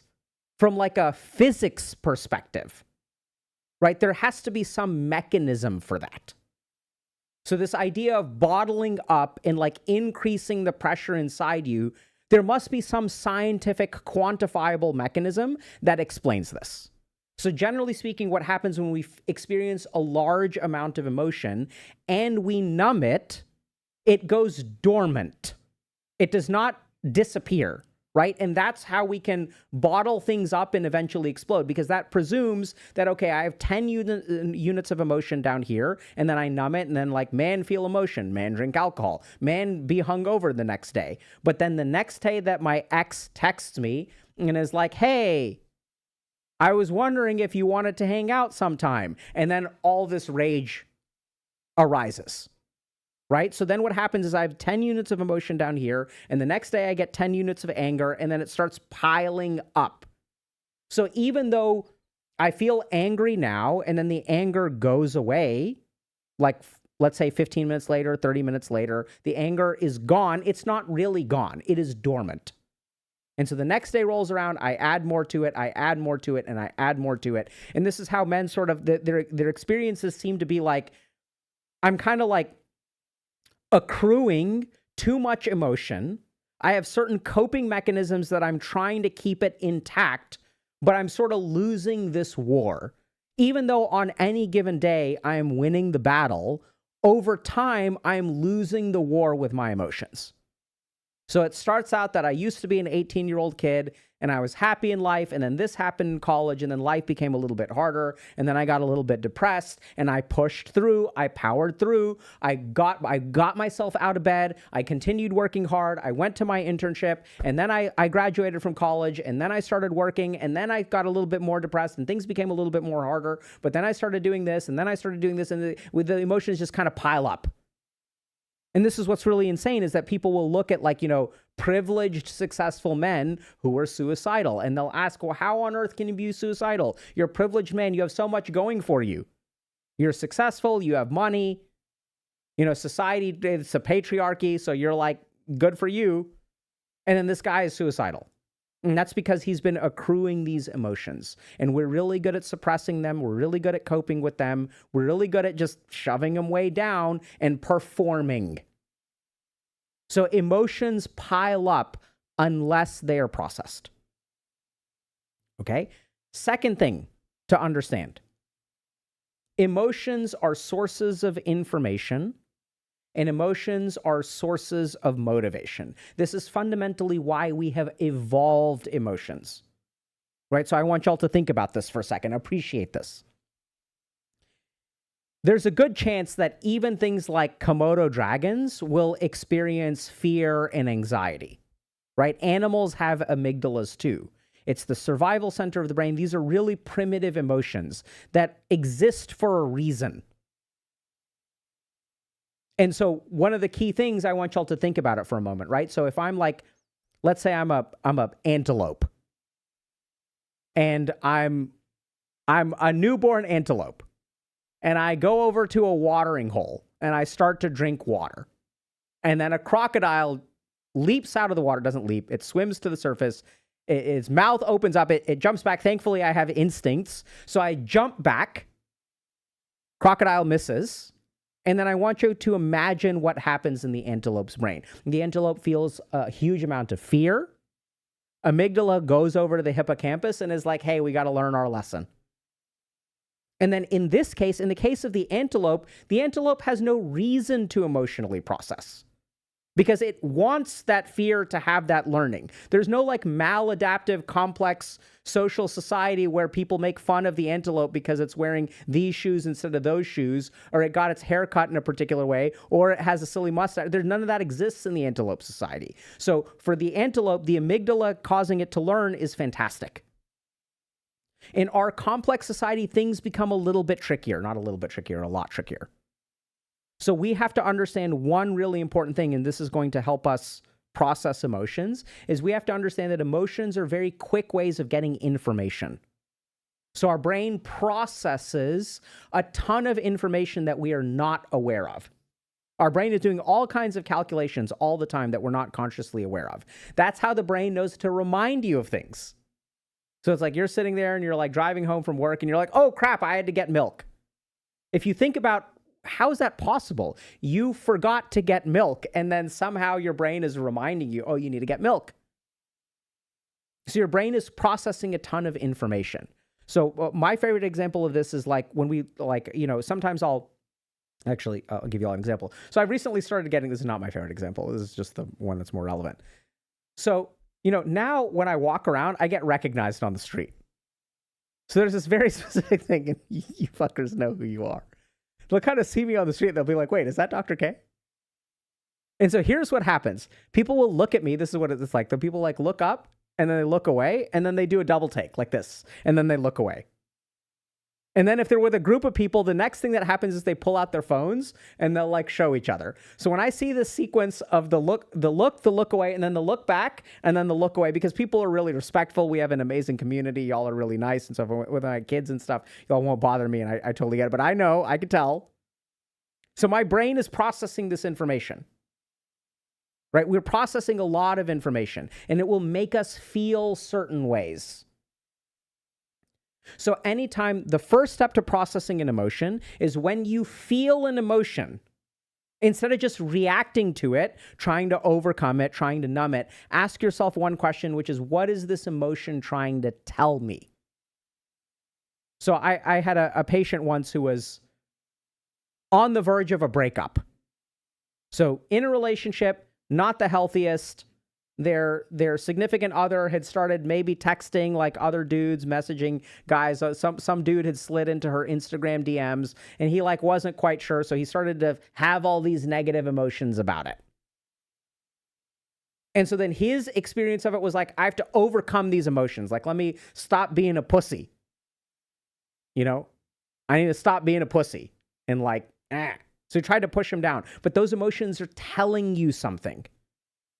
Right? If you're in an unhealthy relationship and you feel, or actually, that's not right. If you're in a healthy relationship and you start to feel a lot of weird emotions, it's not that those emotions are right.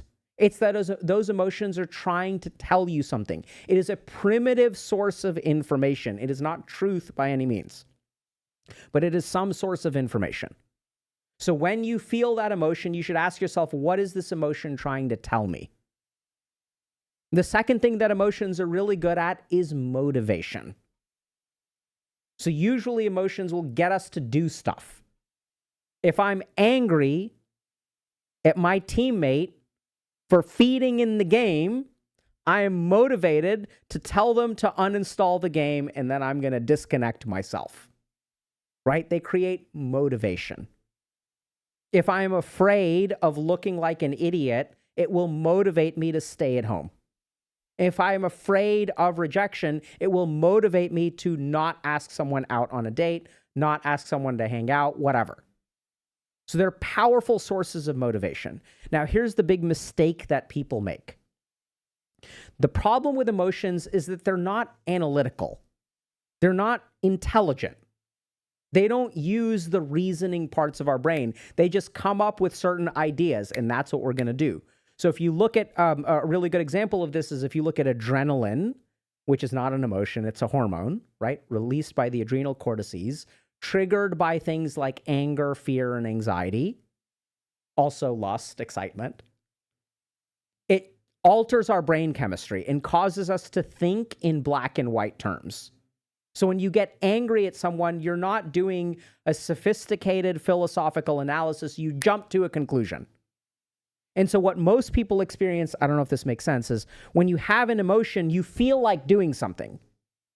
And then your struggle is like to do that thing or not do that thing. So then you start engaging willpower. I don't want to give into the anger. I don't want to give into the anger. I don't want to give into the anger. I got to control myself, control myself, control myself.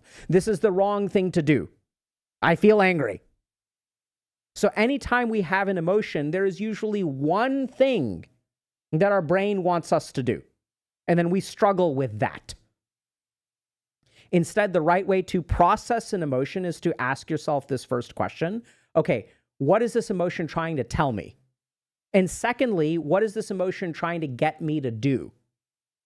Now, here's the key thing. I don't know if this makes sense. There are other things that you can do. Right? So once you ask yourself, what is this emotion trying to tell me? I feel like I got to give you all an example here. Okay, so if the emotion is telling me, so let's say I feel anxious, not anxious. I start to feel uncomfortable. That's not an emotion because my girlfriend is on her phone, and when I walk in, she puts it away. Okay, so what is this fear? I mean, what is this emotion? Right, so the first thing is when you feel uncomfortable to ask yourself, what is the emotion? So I'm a little bit afraid. I'm worried. I feel insecure. There are all of these emotions. And these emotions are telling me things. Right? The worry is telling me, hey, pay attention, bro. And the worry is also going to think in black and white. I'm afraid she's cheating on me. So do you all see how there's a certain jump from here to here? This is not necessarily true, but it's like a clue. It's like signaling something to you. And then here's the other tricky thing is since I have these two thoughts, I don't know if those are true or not, it motivates me to act. So what am I going to do? Drop an AirTag in her purse. Boom. Gotta be sure. The bitch ain't cheating. Gotta know. Look through her phone. So this is where this is not actually emotional processing. This is just giving in to your emotions. This is letting your emotions control you, right? And then we're like, oh my God, I should not do this. This is bad. So then what I'm going to do is take willpower and I'm going to suppress this. And then I'm going to take alcohol and I'm going to suppress this. right? And this is like not, like, do y'all see, like, hopefully I don't have to explain this. This is not a good solution. Like, this is terrible because she could be cheating on you, bro. Right? And this is really funny. So McClue's is trying to be funny. Solution, don't date. That's funny, except it's not. Except when I have these feelings, it's going to go to my hippocampus. I know you're trying to be funny. I love you guys. This is great. And then the solution is don't date. This is actually a really great example of another point that I forgot to mention. So when we don't process our emotions, we end up like what I'm about to show y'all, which is date and don't date. We end up conflicted. So there are a lot of dudes who struggle with follow through. And let's understand what follow through actually is. It's going to blow your mind. So people are like, oh, I struggle with follow through. I'm going to listen to Podcast Bro. I'm going to get disciplined. That's not how you fix follow through. I'm going to show you all a cool trick about what follow through really is. So let's say I have this experience. We'll come back to the experience in a second. And I've decided to not date. Okay? Because don't date means that I am moving away from rejection. I'm moving away from betrayal. Right? So on one end, actually, I got to redraw this. So on one end, I have rejection, and on one end, I have betrayal. Okay, so this is one end. So what I'm going to do is I'm going to move away from these things by don't date. But then I have a problem. Because if I don't date, I feel lonely. I feel isolated. I feel jealous. I feel horny. And so what do I do to get away from these things? I date. Running away from those emotions. I'm tired of being lonely. I'm tired of being isolated. And then when I date, what happens? I get taken advantage of. It sucks. It hurts. There's all these dormant emotions. So now that I've been cheated on once, the next time, since I haven't processed those emotions, oh my God, I have all of this fear and anger and resentment that is piled up. And I'm on my third date with someone and they're texting someone and they laugh. And then I ask them, hey, are you dating other people? And they're like, yeah, aren't you dating other people? Like, we've been on 3 dates. Do you want to have the conversation about being exclusive? I'm happy to talk about it. But the moment that they say, yes, they're dating other people, and they're like, hey, do you want to have a conversation to talk about it? No, no, no. All this dormant emotion comes erupting out. And I'm like, fuck you. I'm out. I'm done. Y'all see that? It's like not technically a betrayal, but it sure as hell feels like a rejection. And then you've run away from that emotion. Now you're like, oh, fuck, man. Don't date ever again. So here's what happens. Here's why follow through is really hard. Because here I am in the middle. Okay? And if I'm in the middle and I move towards don't date,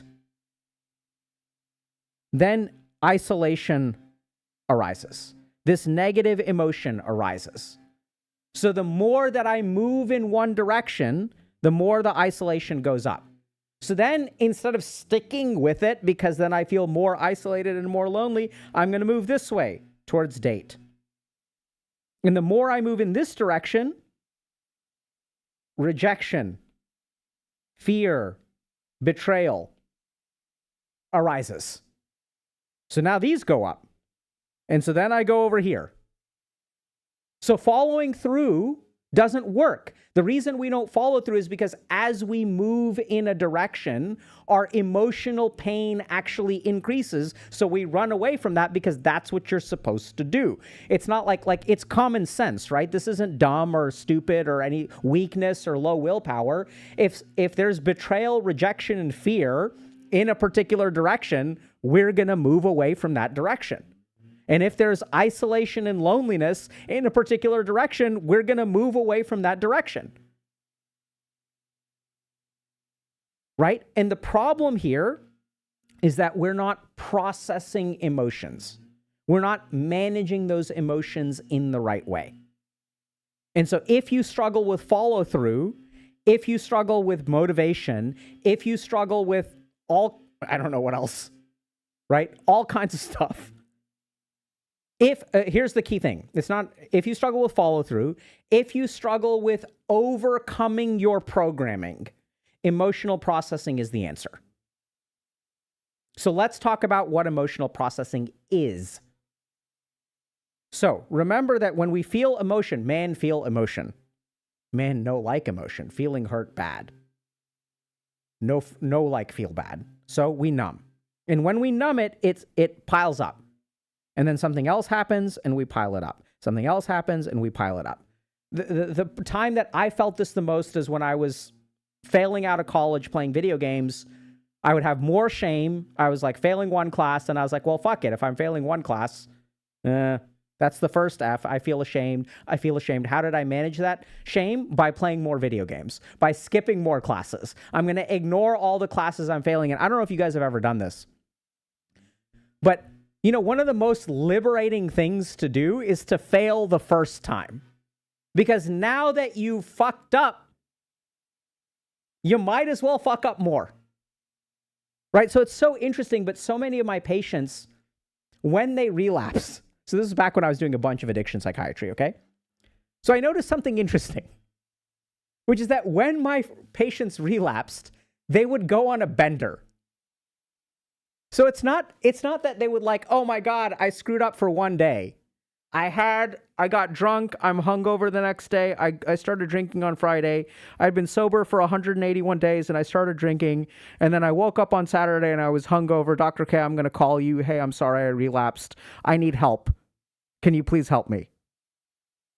And then we get back onto it. I'm like, yeah, man, like, go ahead and like, what are you going to do? What's your plan? We've talked about contingency planning. Come see me on Monday morning. Do you need to have a call? You want me to check in with you later today? You want me to check in with you tomorrow? That never happened.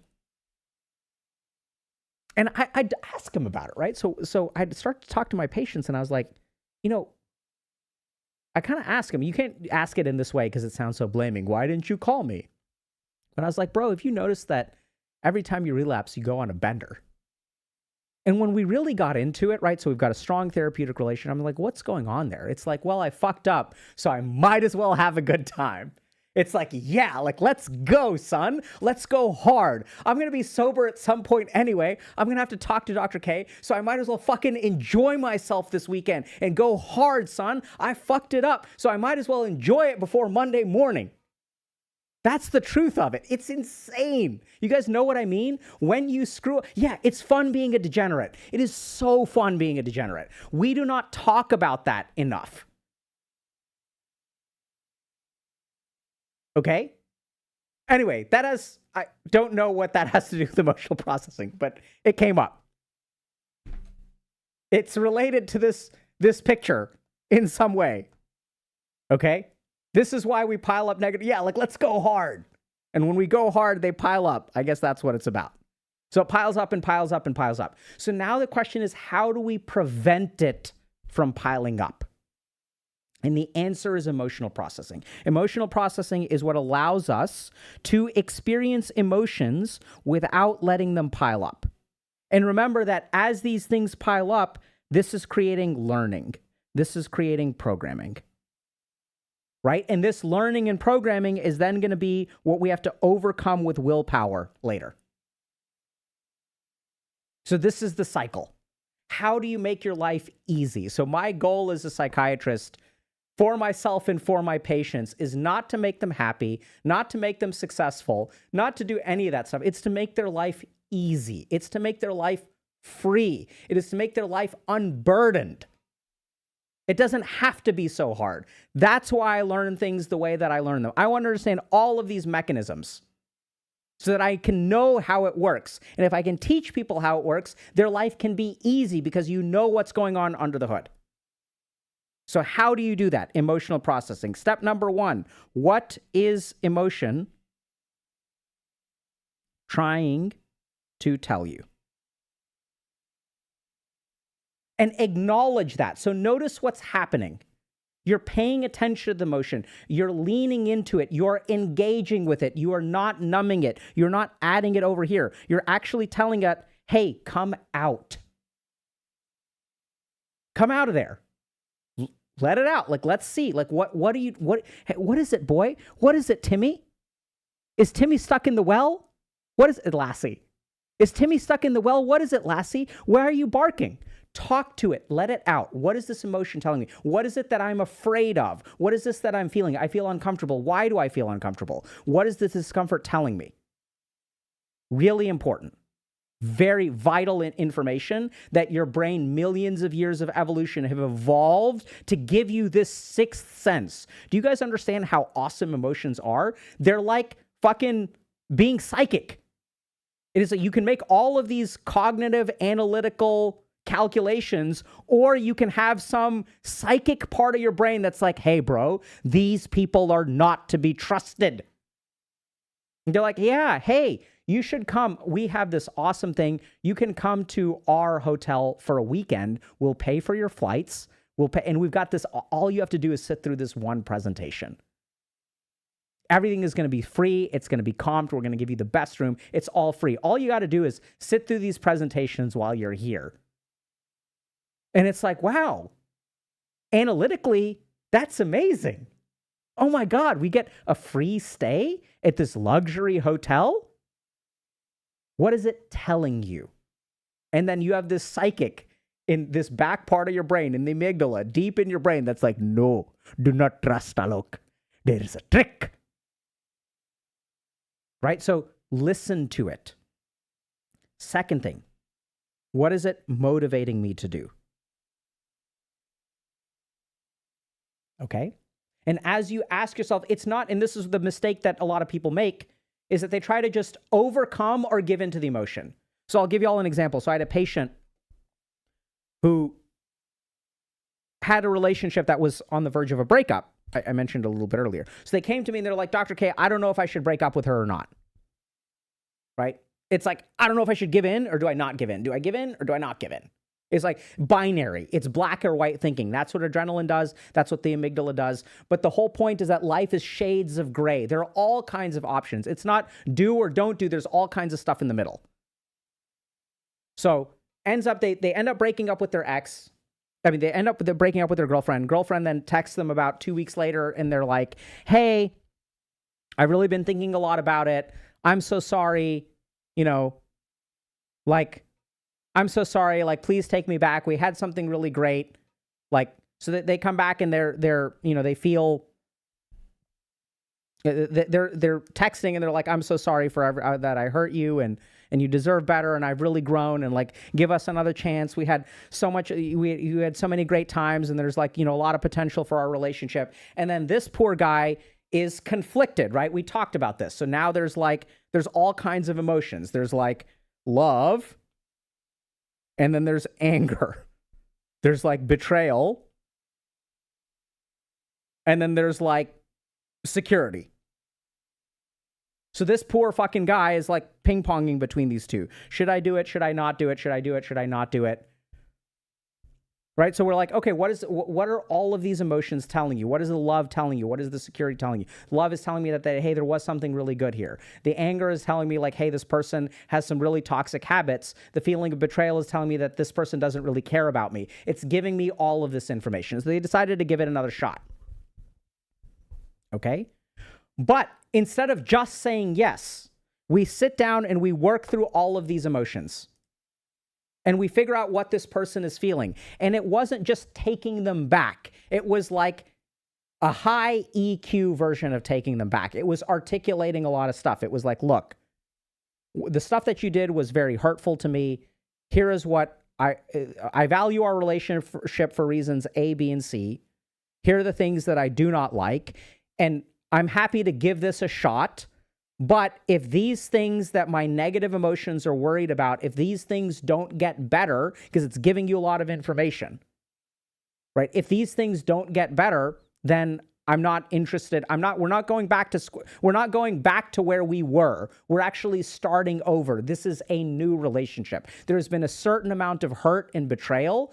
There's a lot of love. There's a lot of good stuff going on here, but there has been hurt or betrayal. So I'm willing to give this another shot.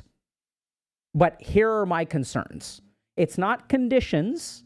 It's not like, and these are things that I think are not super healthy. So if you look at things like ultimatums, I don't know if this is going to make sense. I'm going to try to explain it.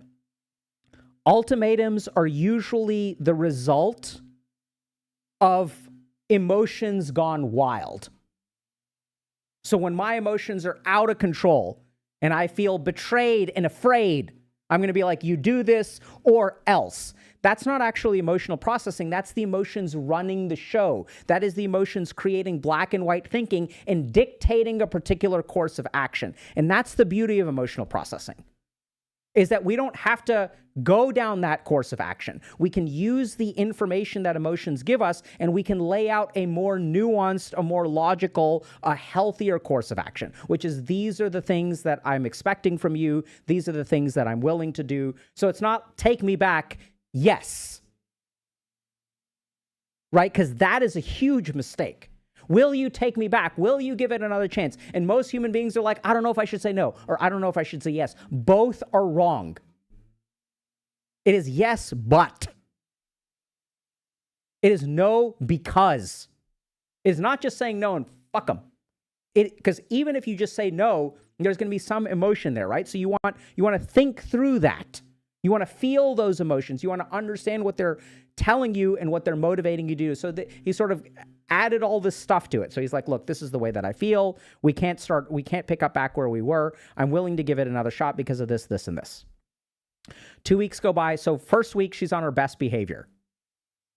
And then he's like, so he comes in next week and I'm like, how's the relationship going? And he's like, he's being super nice. And then I ask him, how does that make you feel?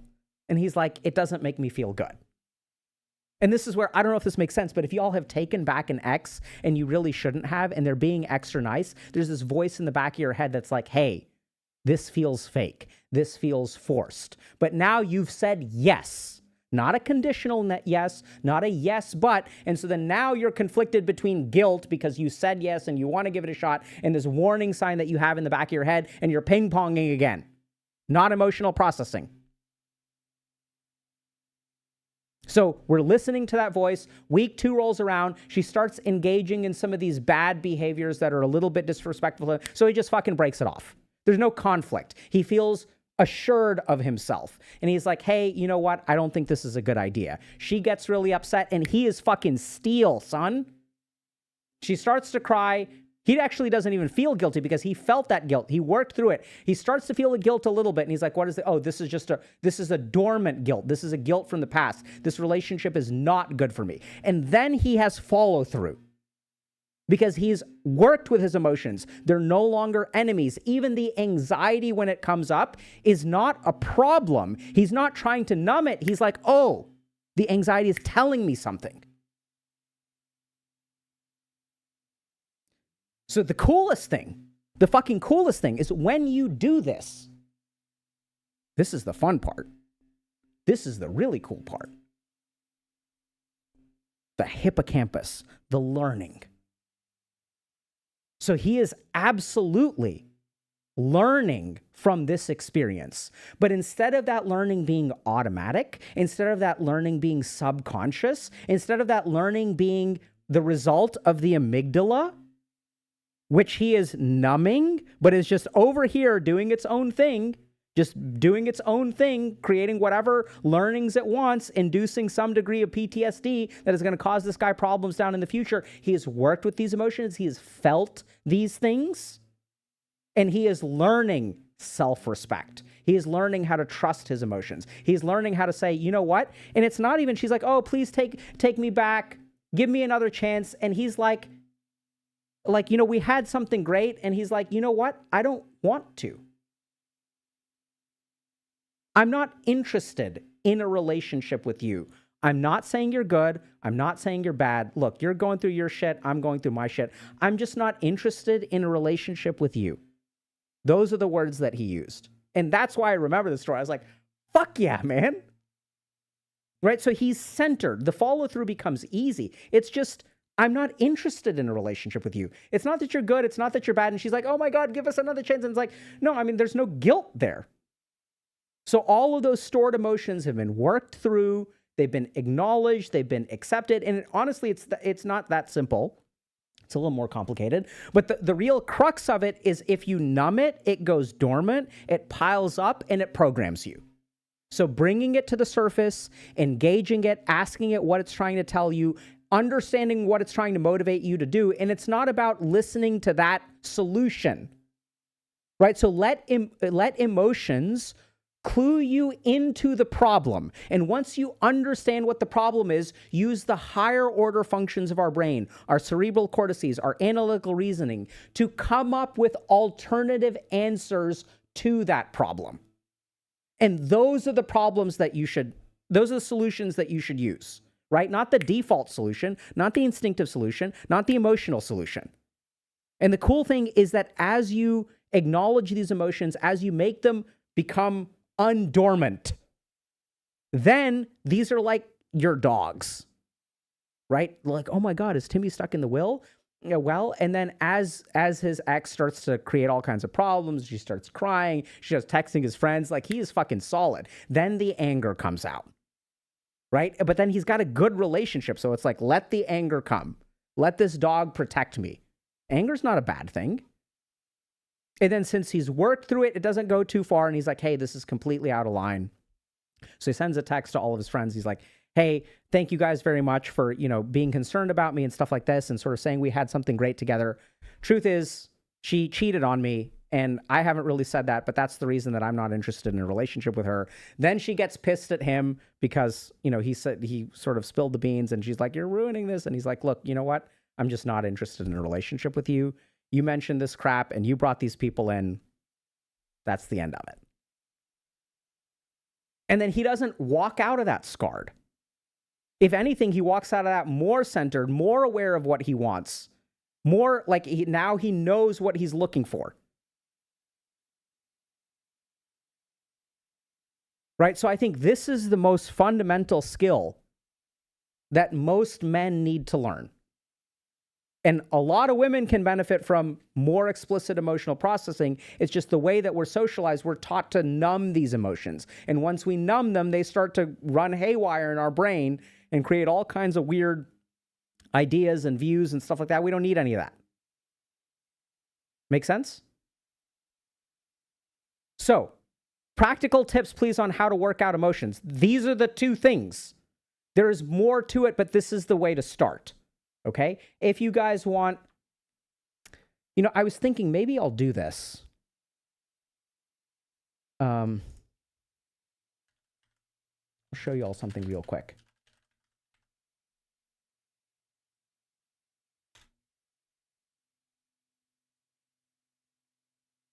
This is a great paper.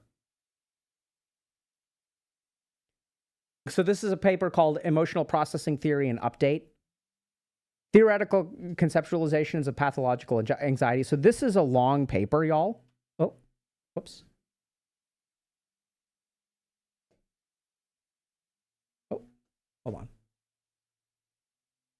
So this paper talks about emotional processing theory, modifying the pathological associations and fear structures. There's just a lot of stuff. Exposure therapy, how it works. It's a beautiful paper. Exposure therapy, natural recovery from trauma, fear structure of social anxiety disorder. So this paper is a really good exploration of this, but it is like this paper is a 2-hour lecture in and of itself. So what I was trying to do today is explain the basic concept in the first 2 tools, which is ask the emotion what the information is and ask it what it's motivating you to do. Now, here's the thing that confuses people. This honestly will get you 50% of the way there, maybe even more. So simply the lack of suppressing your emotions prevents them from building up, prevents them from automatically programming you. And even when we do psychotherapy, so sometimes, when we do interviews and stuff on this channel, which we've done less of, I think we'll start doing more of those again. We did one, hopefully that'll see the light of day soon. You'll notice that there are moments where people have this like breakthrough, right? Where there's this upwelling of negative emotion. They'll start crying and we'll have this like moment, right? And so the cool thing is that is processing. So simply coexisting with the emotion without suppressing it engages this really cool thing where then the amygdala will go to homeostasis. It'll actually stop the emotion on its own without it programming you. So what we find for healing in something like trauma is once the emotion comes to the surface and we stop running away from it, that in and of itself will reprogram, will deprogram. That's actually sufficient. You don't have to like lay it down in a particular way. If you do it the way that I said, it'll help some, but actually just bringing it up to the surface is sufficient. So if y'all remember, I started this with this story of this patient who would come to my office and would basically talk about how he was sad all the time, but he would just talk about how he was sad. So he did something that was really interesting. He had this habitual way of talking about being sad. He would not feel sad and cry in the therapy room. And I did not have the expertise to figure out, okay, this is basically like a script. It's a protective script against the emotions that are underneath. And the emotions that were underneath were anger and rage. So we started talking about that. What does it feel like to be fucking disrespected by your family? So he also had this toxic relationship with a woman who was divorced and had a couple of kids. And so he started dating this woman and he was just totally into this woman. And she was great and he loved her. I mean, he didn't love her, but he was infatuated with her. And part of what he liked about dating this woman, just to give you all a quick insight into this, was that when he was with her, he was living the life that he always wanted to live. So she made actually a fair amount of money.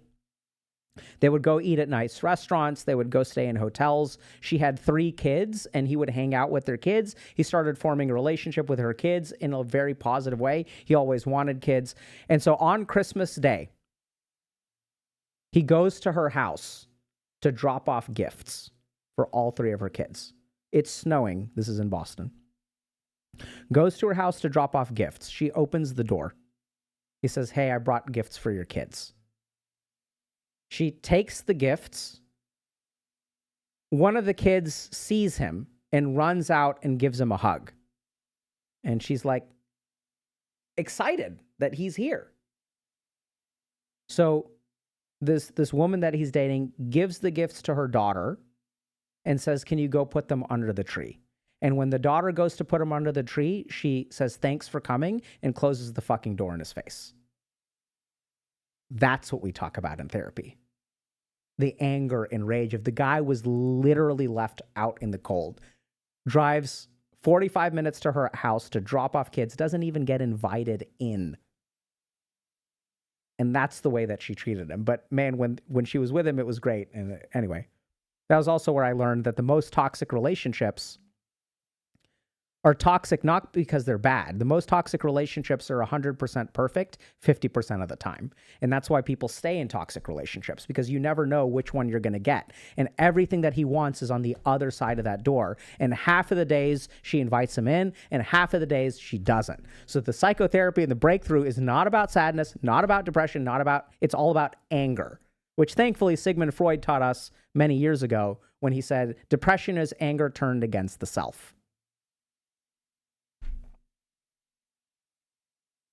Emotions. Let them out.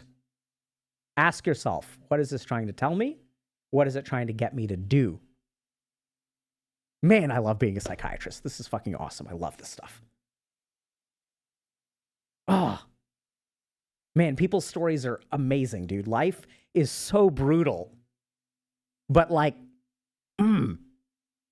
so good. It's like, I know it hurts, but like, that's why I love it is like, you know, you're with someone and like, they don't go through it alone and like, we're going to get through this, son. I mean, he's older than me, but it's like, we're going to get through this, bro. And like, these are the stories, right? And like, this is what's really wild is like, y'all think that y'all's stories are fucking ordinary. They're not. You guys have these moments. Like, tell me I'm wrong. Tell me that you don't have moments that are clippable. We think that we don't have moments because we're spending all this time, you know, watching people on the internet and playing video games, but y'all have those moments. Y'all have those moments where you sat down next to this person in class and you asked them for a pencil and they gave you the stink eye like you were a fucking, I don't know, some Quasimodo who had left the basement. Right? There are those moments. Y'all have them too. And then when we feel like a Quasimodo because we asked someone for a pencil and we go home and we play video games, we bury that. And like life, there's no triumph without brutality. And these emotions, these negative emotions, these feelings of rejection and whatever, don't just default to listening to them right away. Like, that's where triumph comes from. You can't have triumph without hardship. All right, y'all. I hope this helps. And it's not just about men, but it's like what I wanted to say for the men in the audience. And emotions are like really powerful things that we should get as our allies. We need to like level up that skill tree, chat. One quick thought is that if you guys want more, so part of the reason I'm thinking about, I just had this thought where someone was like, if you guys want to go through this paper, that's the kind of thing that we do over on the membership side. And just to be completely transparent with y'all, that's because if I do a 2-hour lecture, I mean, we can try it on the main channel, but generally speaking, when we do 2-hour lectures on the main channel to go deep into something that is not emotionally engaging, the performance sucks, and then it hurts our YouTube channel, which is why we don't do it over there. So memberships is all the stuff that is good that doesn't perform on the main channel, but we're willing to give it a shot, I think. I don't know where that's going to end up. So stay tuned. And we do have a lot of stuff over on the membership side, like deep dives into emotions. And like, I don't know if I'll show you guys actually exactly what I mean. If you guys are like, oh my God, okay, so I'll tell you guys exactly what I'm doing right now.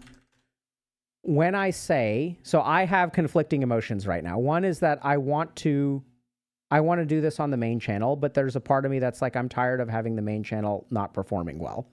So then I say, okay, so we've learned strategically that it belongs on memberships, but then I feel guilty when I say, hey, part 2 is on memberships, because I kind of feel like, oh, I'm paywalling the good stuff. I'm not paywalling the good stuff. And so I feel like I have to justify it to y'all. Though that's the emotions that I'm feeling. But I want to show y'all something.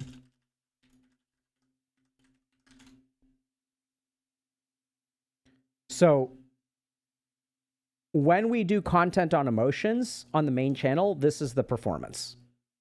So 2 years ago, 153K views. 3 years ago, 92K views. Right? And this is what nobody knows about ADHD and sex, 564. That was fucking 12 days ago. Why modern men feel empty, 399. How to restart your life, 325. And this is like weeks ago. Right? So this is the unfortunate reality that we live in, which is that certain stuff just doesn't perform on the main channel. And it's not like, oh, we're paywalling the good stuff. I think this lecture hopefully is one of the most helpful lectures that I will ever give on this channel. And it's just for the people who are willing to, I think what it comes down to is the average audience member is not interested in a 2-hour deep dive into processing emotions. And if you guys, and occasionally we do get stuff on the you know, that will actually move from memberships over to the main channel, because it does seem like there's a lot of interest. So y'all should check out memberships. We have a lot of really great, more in-depth content there. And it's not like, it's more in-depth. Is there a meditation to help process emotion? Absolutely. Well, when I say absolutely, we don't have any good scientific evidence that there is a particular meditation that helps the processing of emotion more. But I believe, and in my clinical experience, I will teach people Manipura Chakra meditation. Manipura Chakra is your navel chakra.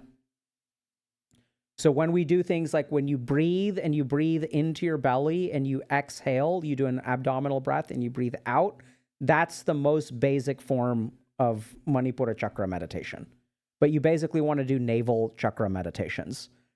We go into a lot of detail in Dr. K's guide, but I'm sure there's stuff on YouTube too. Laffy Bun, I'm pretty sure I've taught you Manipura Chakra meditation. I hope I have, because I recognize you from the membership side. And so we have that stuff. We're building some other cool stuff. I unfortunately really have to go because I have to be somewhere in 40 minutes and it's about 30 minutes away. So I do not have the time today. But thank you guys very much for coming, and good luck with your emotions, everybody.